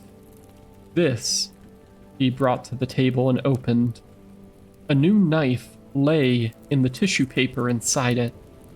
and I picked it up and handed it to Vance, along with the order and the plan of Hubrick's apartment. Then Mr. Wilde told Vance he could go, and he went, shambling like an outcast of the slums. I sat for a while watching the daylight fade behind the square tower of the Judson Memorial Church, and finally gathering up the manuscript and notes, took my hat and started to the door. Mr. Wilde watched me in silence. When I had stepped into the hall, I looked back.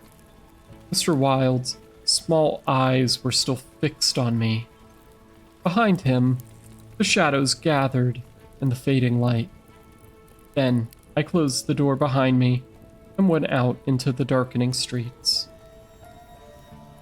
I had eaten nothing since breakfast, but I was not hungry. A wretched, half-starving creature who stood looking across the street at the lethal chamber noticed me and came up to tell me his tale of misery.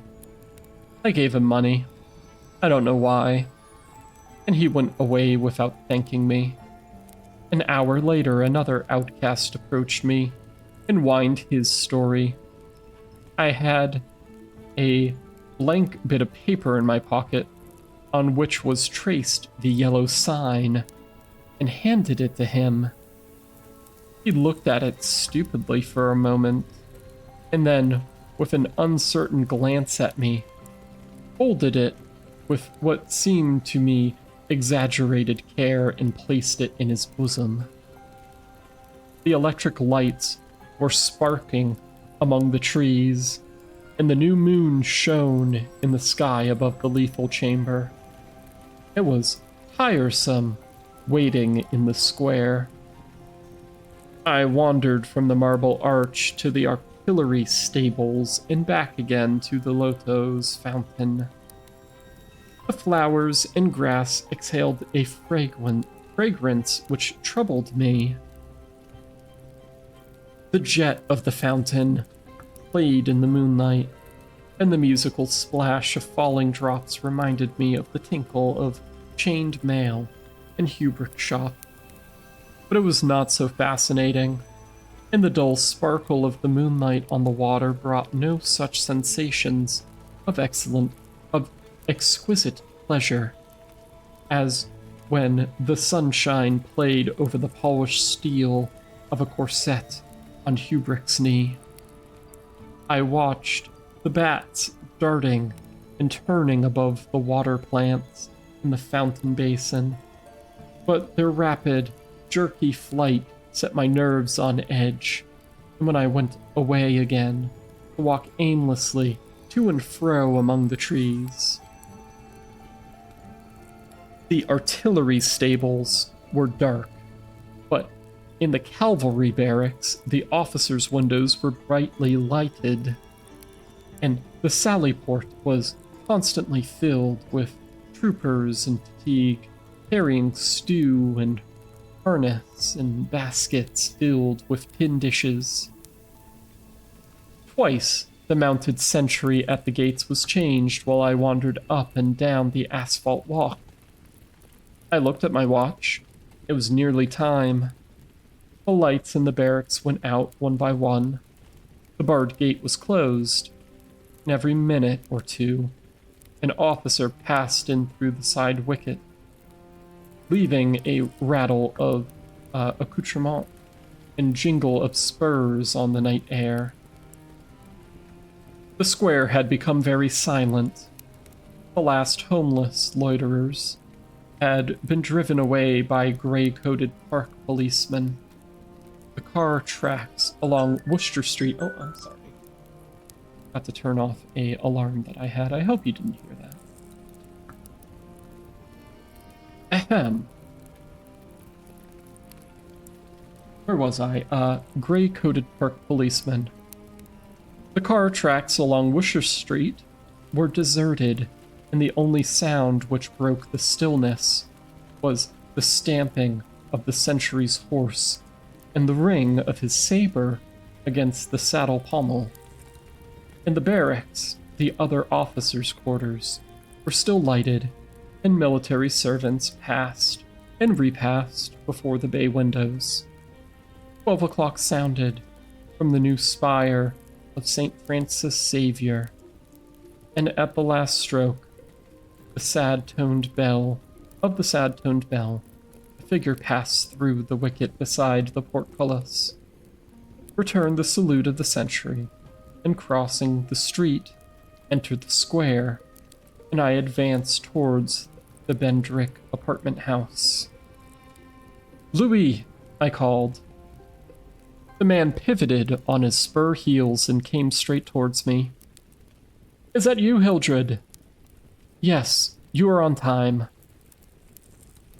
I took his hand, and we strolled towards the lethal chamber. He rattled on about his wedding and the graces of Constance and their future prospects, calling my attention to his captain's shoulder straps and the triple gold arquebus on his sleeve and fatigue cap. I believe I listened as much to the music of his spurs and saber as I did his boyish babble. And at last, we stood under the elms on the 4th Street corner, the square opposite of the lethal chamber. Then he laughed and asked me what I wanted with him. I motioned him to a seat on a bench under the electric light and sat down beside him. He looked at me curiously, with that same searching glance which I hate and fear in doctors. I felt the insult of his look, but he did not know it, and I carefully concealed my feelings. "Well, old chap?" he inquired. "What can I do for you?" I drew from my pocket the manuscript and notes of the Imperial Dynasty of America and, looking him in the eye, said, "I will tell you. On your word as a soldier, promise me to read this manuscript from beginning to end without asking me a question. Promise me to read these notes in the same way. You promised me to listen to what I had to tell later." "I promise, if you so wish it," he said pleasantly. "Give me the paper, Hildred." He began to read, raising his eyebrows with a puzzled, whimsical air, which made me tremble with suppressed anger. As he advanced, his eyebrows contracted, and his lips seemed to form the word rubbish. Then he looked slightly bored, but apparently, for my sake, read with an attempt at interest, which presently ceased to be an effort. He started when, in the closely written pages, he came to his own name. And when he came to mine, he lowered the page and looked sharply at me for a moment. But he kept to his word and resumed his reading, and I let the half-formed question die on his lips unanswered. When he came to the end, he read the signature of Mr. Wilde. He folded the paper carefully and returned it to me. I handed him the notes, and he settled back, pushing his fatigue cap up on his forehead with a boyish gesture which I remembered so well in school. I watched his face as he read, and when he finished, I took the notes with the manuscript and placed them in my pocket. Then I unfolded the scroll marked with the yellow sign. He saw the sign, but did not seem to recognize it, and I called his attention to it somewhat sharply. "Well," he said, "what is it?" "It's the yellow sign," I said angrily. "Oh? That's it? Is it?" said Lewis in a flattering voice, which Dr. Archer used to employ with me.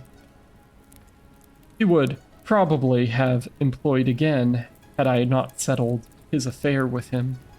His affair for him. I kept my rage down and answered as steadily as possible. Listen. You have engaged your word? I'm listening, old chap, he replied soothingly. I began to speak very calmly.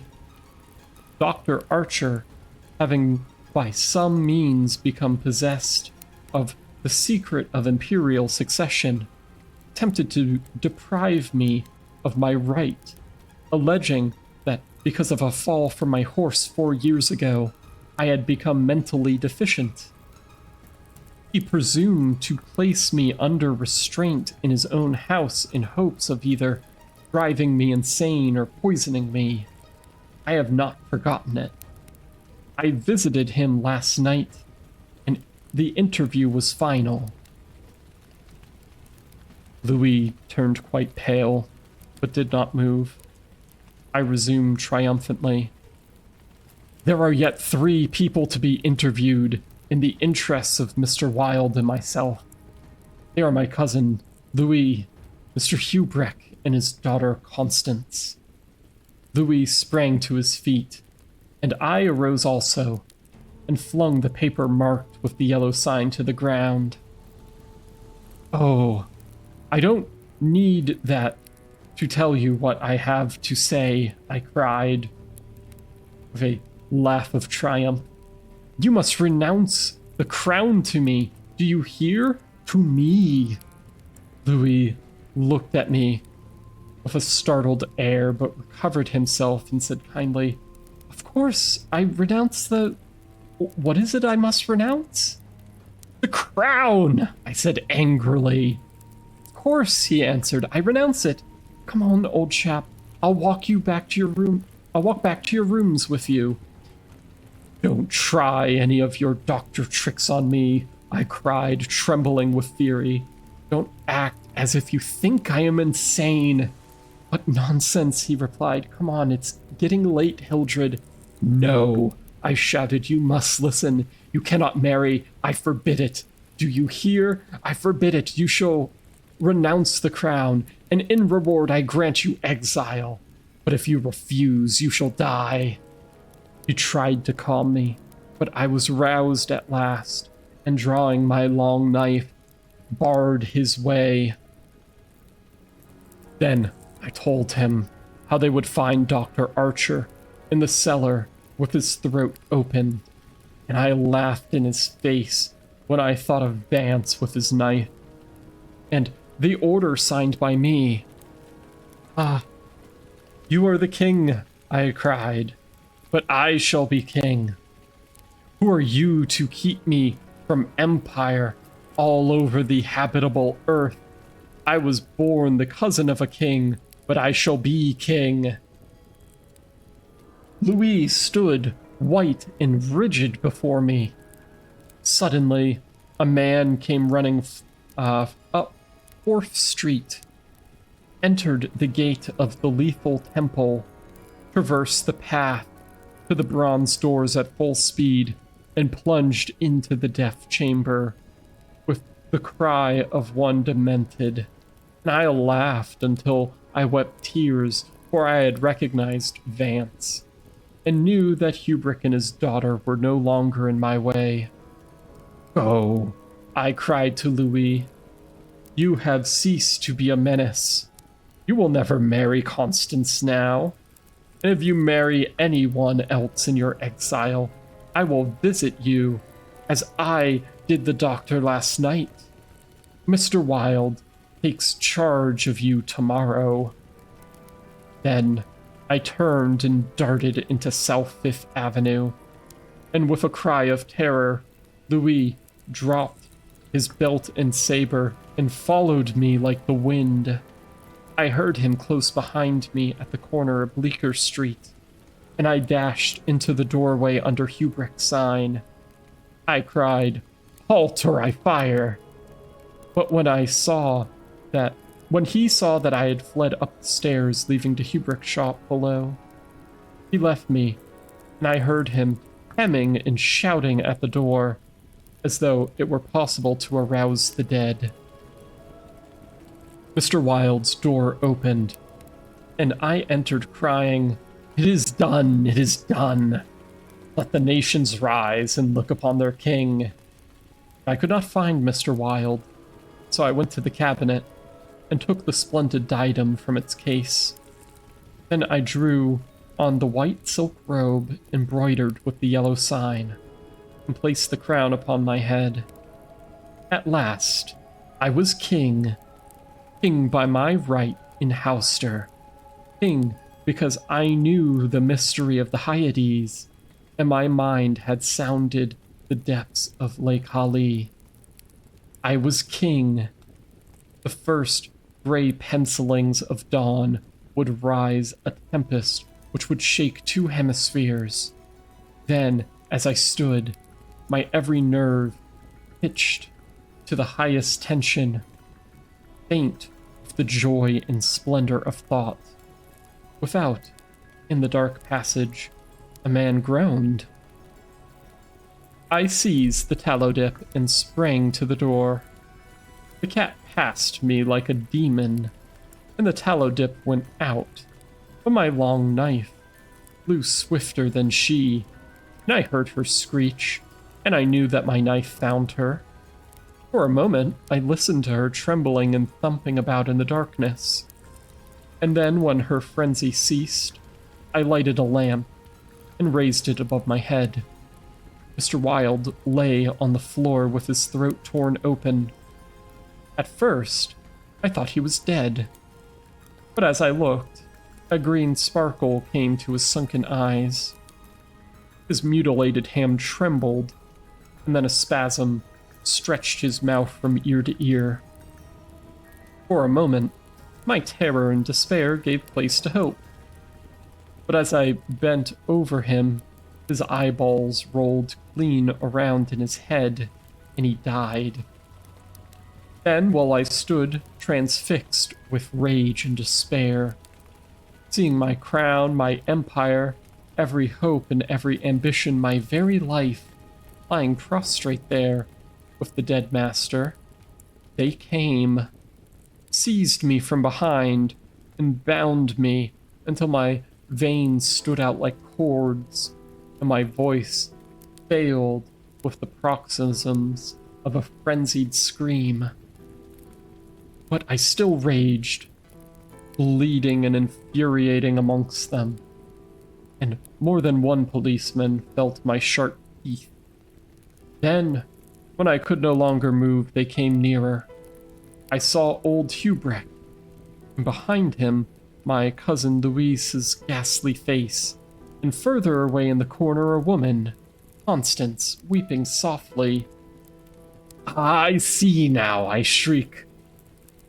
"You have seized the throne and empire. Woe! Woe to you who are crowned with the crown of the King in Yellow." Editor's note: Mr. Castagane died yesterday in the asylum for the criminally insane. Thus ends The Repairer of Reputation, the first story of The King in Yellow. I need a very short break. What did you all think?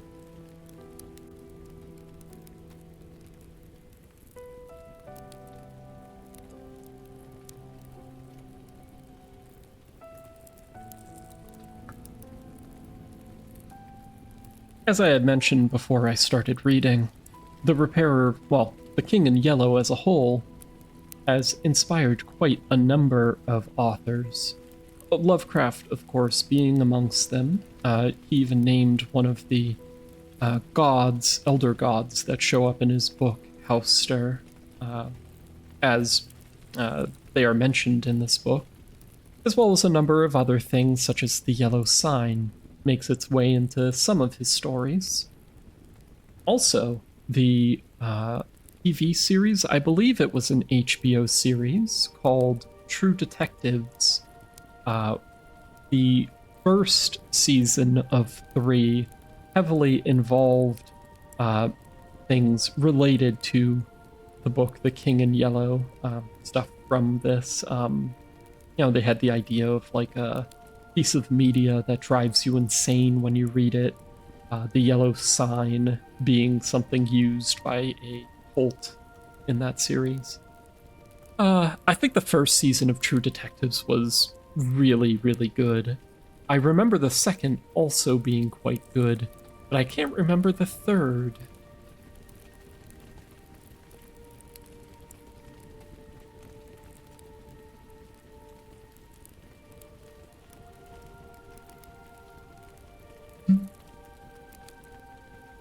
I think we have enough time to do one more story from this book. I believe all of the others are shorter than the Repairer of Reputations.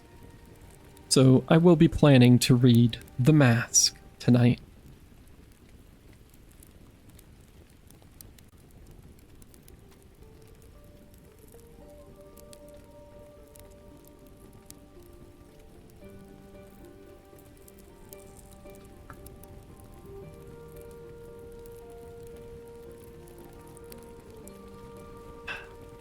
Okay.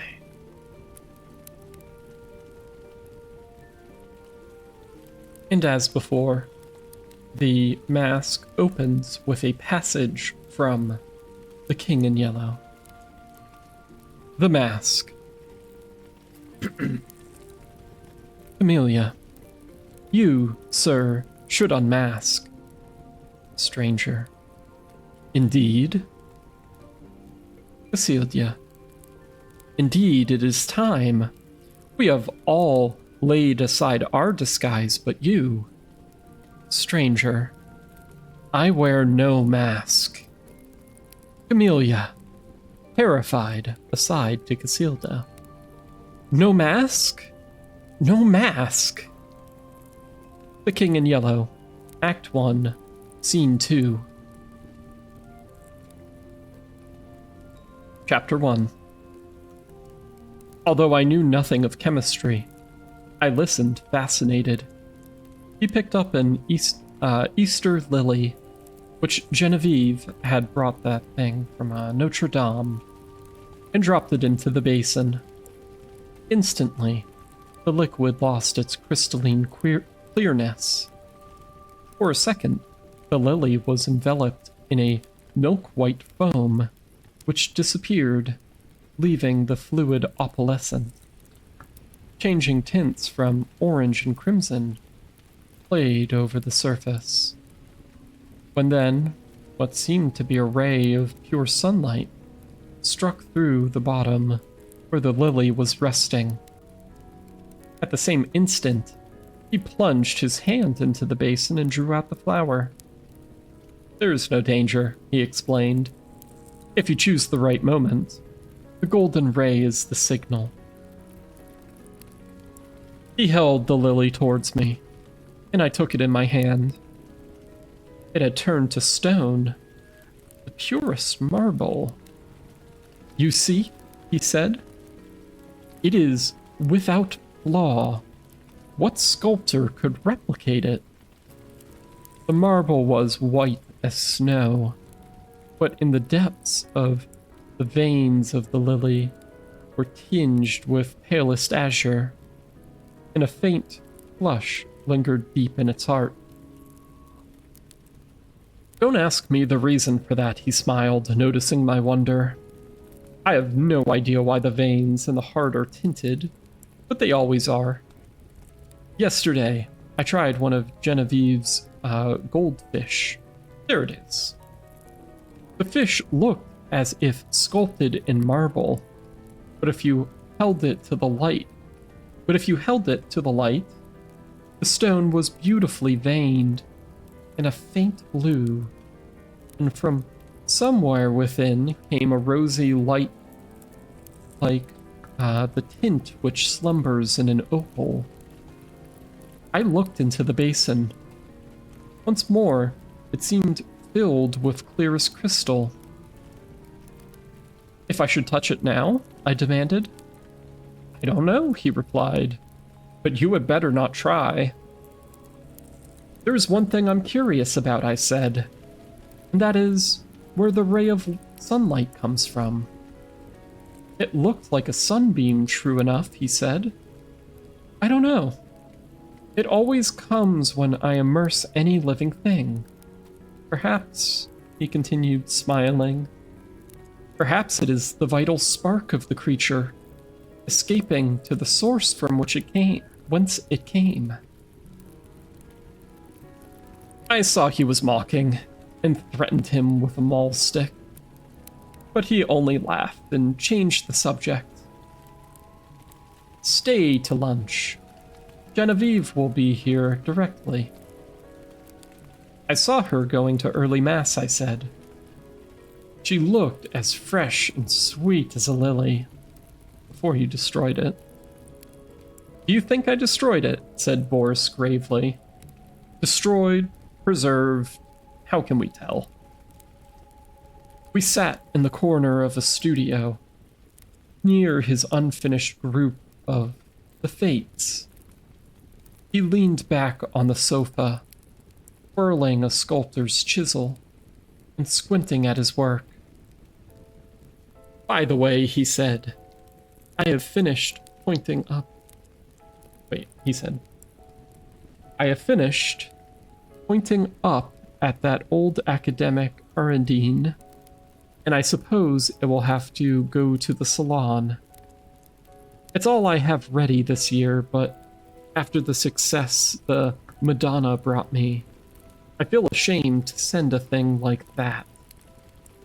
The Madonna, an exquisite marvel for which Genevieve had sat, had been the sensation of last year's salon. I looked at the Arundine. It was a magnificent piece of technical work, but I agree with Boris that the world would expect something better of him than that.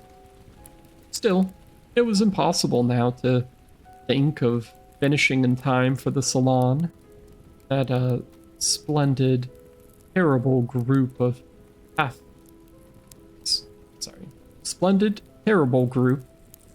shrouded in marble behind me. The Fates would have to wait. We were proud of Boris Yavin. He claimed him and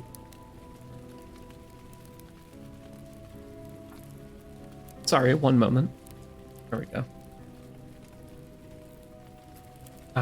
And he claimed to us on the strength of his having been born in America. Oh, I get it now. We claimed him as a Frenchman, and he is sticking with calling himself an American. Sorry, I was having trouble processing that sentence. I don't know why. Although his father was French and his mother was Russian. Everyone in the Beaux Arts called him Boris, and yet there was only two of us whom he addressed in the same familiar way, Jack Scott and myself. Perhaps my being in love with Genevieve had something to do with his affection for me. Not that it had ever been acknowledged between us, but after all was settled, and she had told me with tears in her eye that it was Boris whom she loved, I went over to his house and congratulated him. The perfect cordiality of that interview did not deceive either of us. I always believed, although the one, at least, it was great comfort. I do not think he and Genevieve ever spoke of the matter altogether, but Boris knew. Genevieve was lovely. The Madonna-like purity of her face might have been inspired by Sanctus and Gounod's Mass. But I was always glad when she changed that mood for what we called her April maneuvers. She was often as variable as an April day. In the morning, grave, dignified, and sweet. At noon, laughing, capricious. At evening, whatever one least expected. I preferred her, so rather than the Madonna-like tranquility which stirred the depths of my heart, I was dreaming of Genevieve when he spoke again. What do you think of my discovery, Alec? I think it wonderful.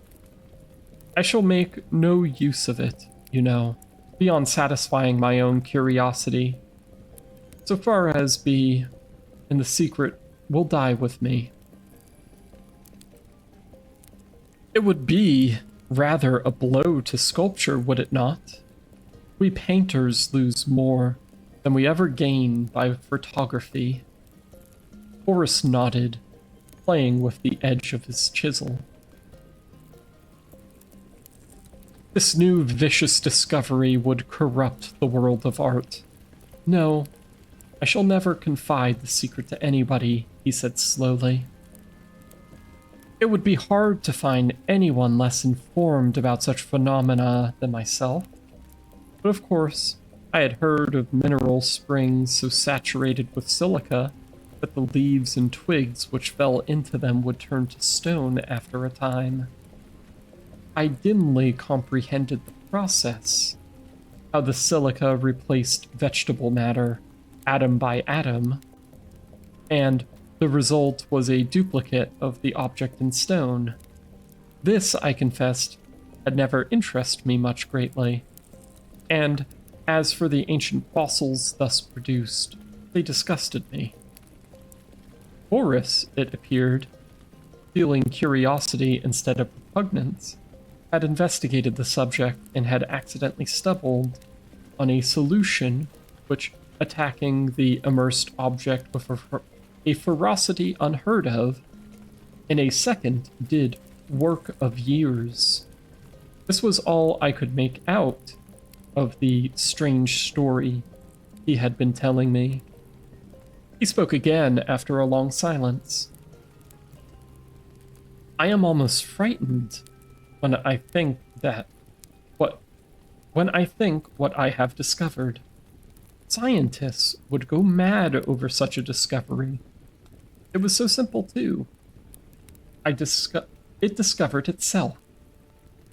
When I think of the formula, and that new element precipitated in metallic scales.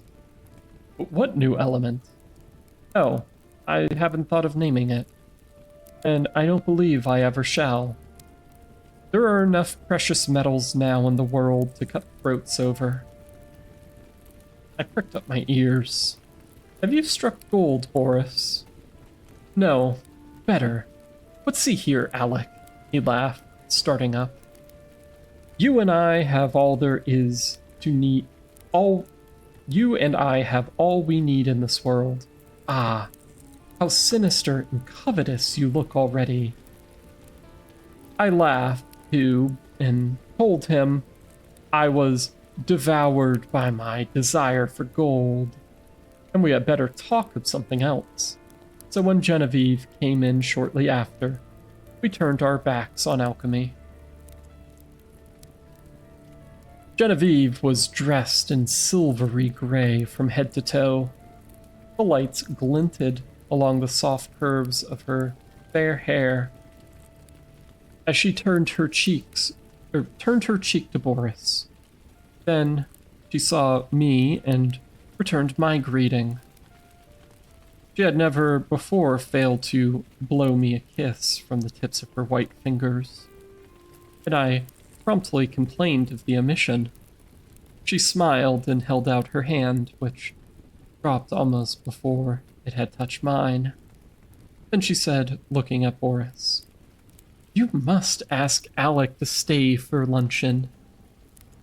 This also was something new. She had always asked me herself until today. "I did," said Boris shortly. "And you said yes, I hope." She turned to me with a charming, conventional smile. I might have been an acquaintance on the day before. I might have been an acquaintance of the day before yesterday. I made her a low bow.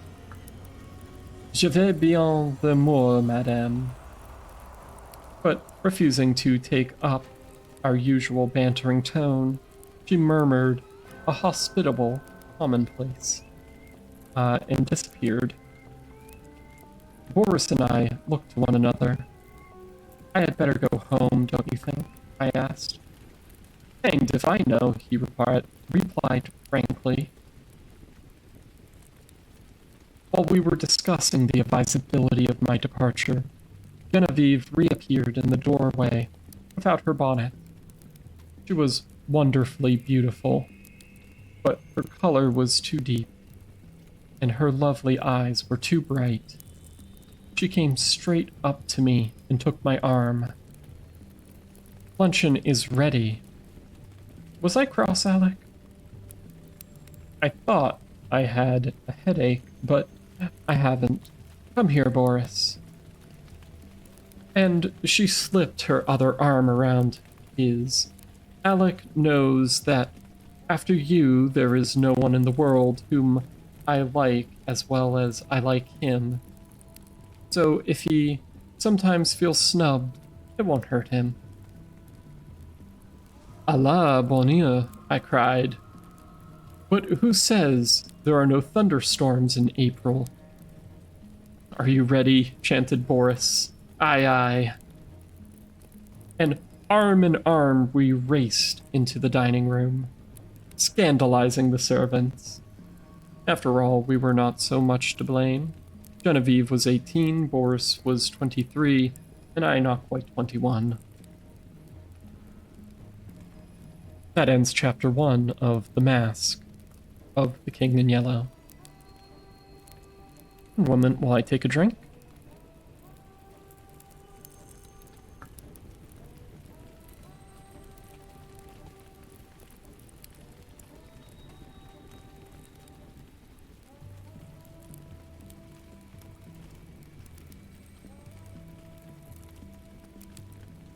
All right. Let's begin right away with chapter 2. Some work that I was doing about this time on the decorations for Genevieve's boudoir kept me constantly at the quaint little hotel in the Rue Saint-Céline.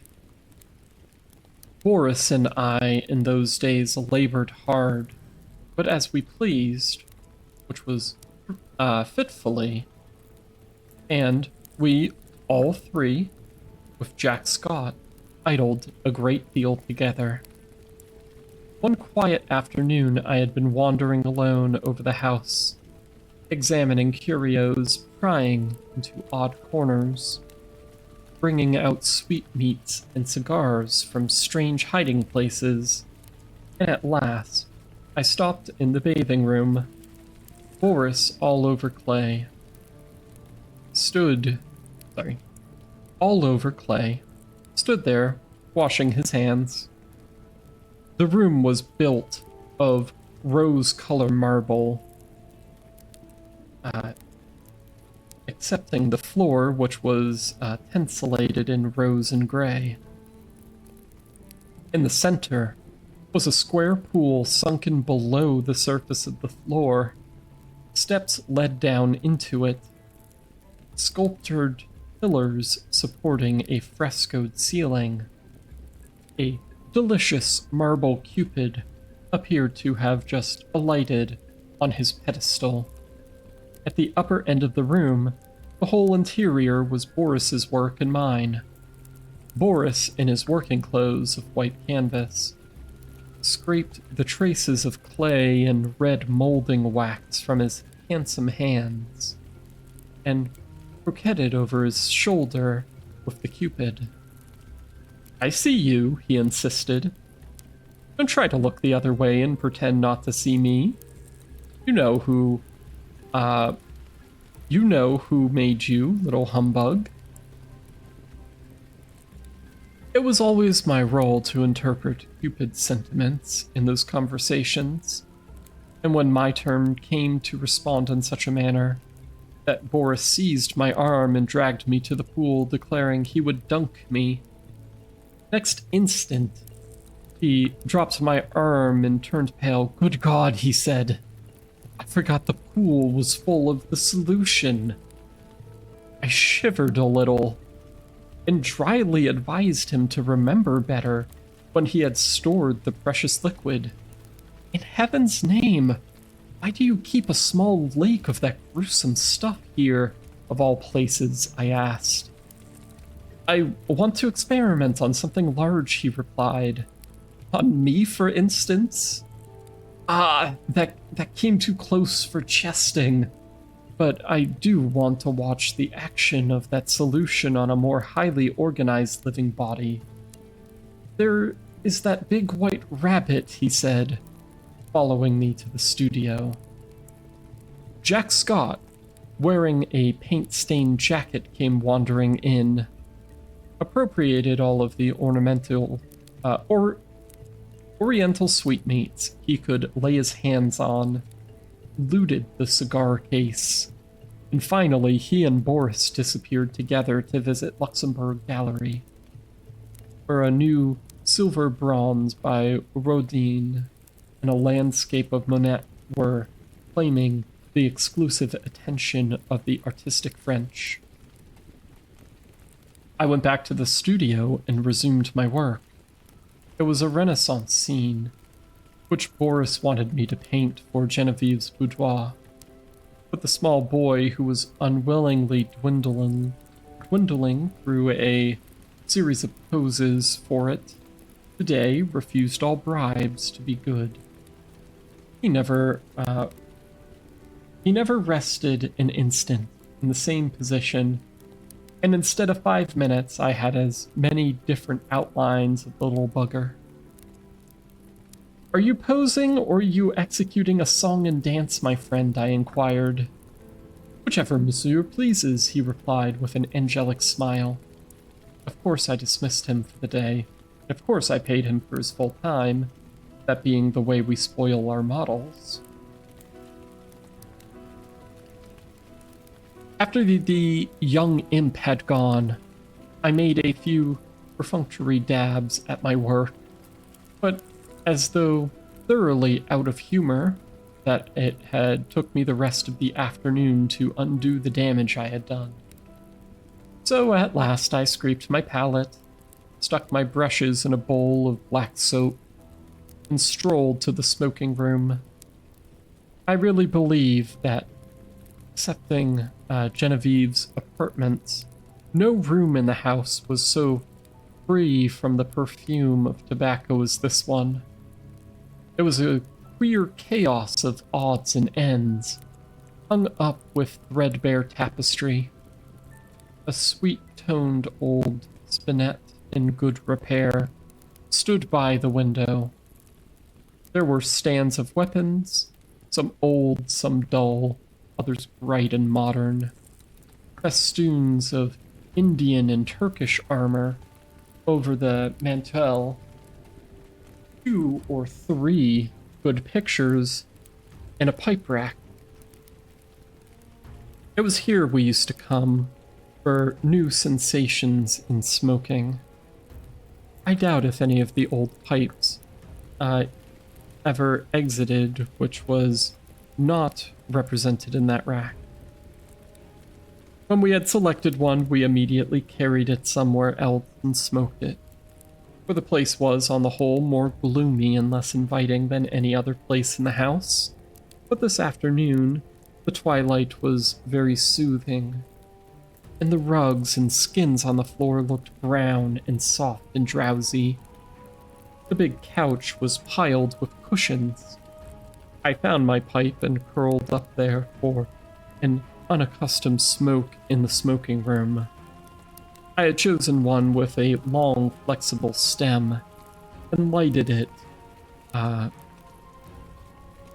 and lighting it fell to dreaming.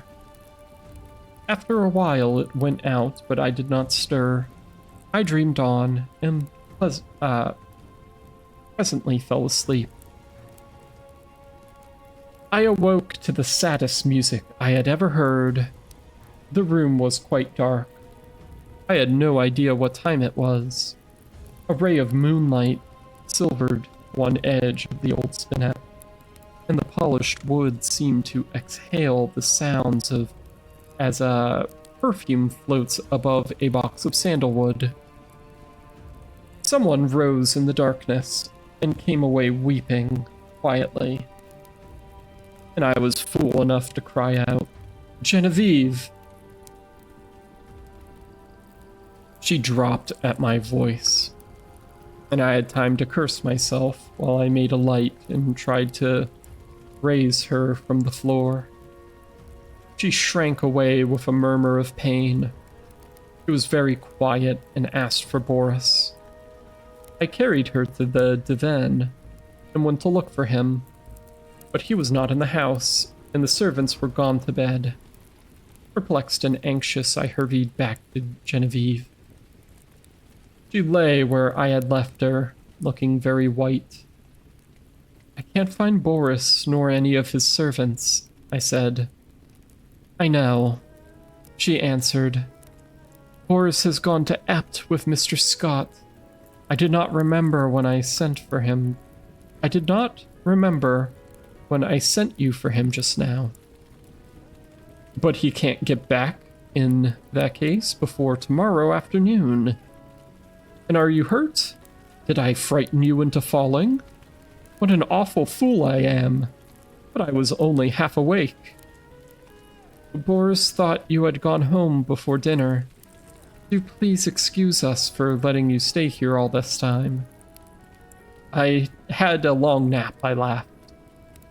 "So sound that I did not know whether I was still asleep or not when I found myself staring at a figure that was moving towards me and called out your name."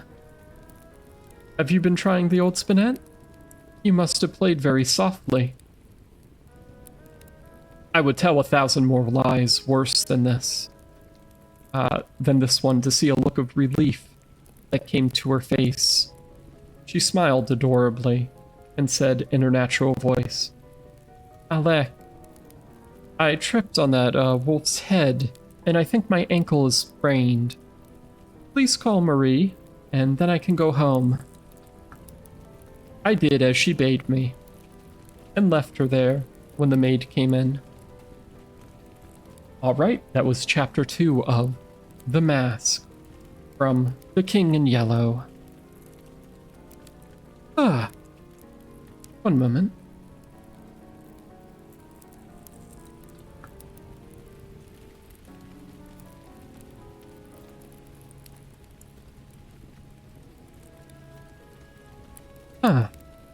Okay.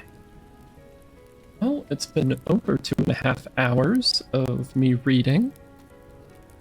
For those who don't know, I'm rather new to this, and I'm still trying to build up my vocal strength and reading skills, so thank you so much for coming by for this. I really appreciate it, and I especially appreciate anyone who dropped by to chat with me. Thank you. Let me bring us back to the Yap screen for a moment.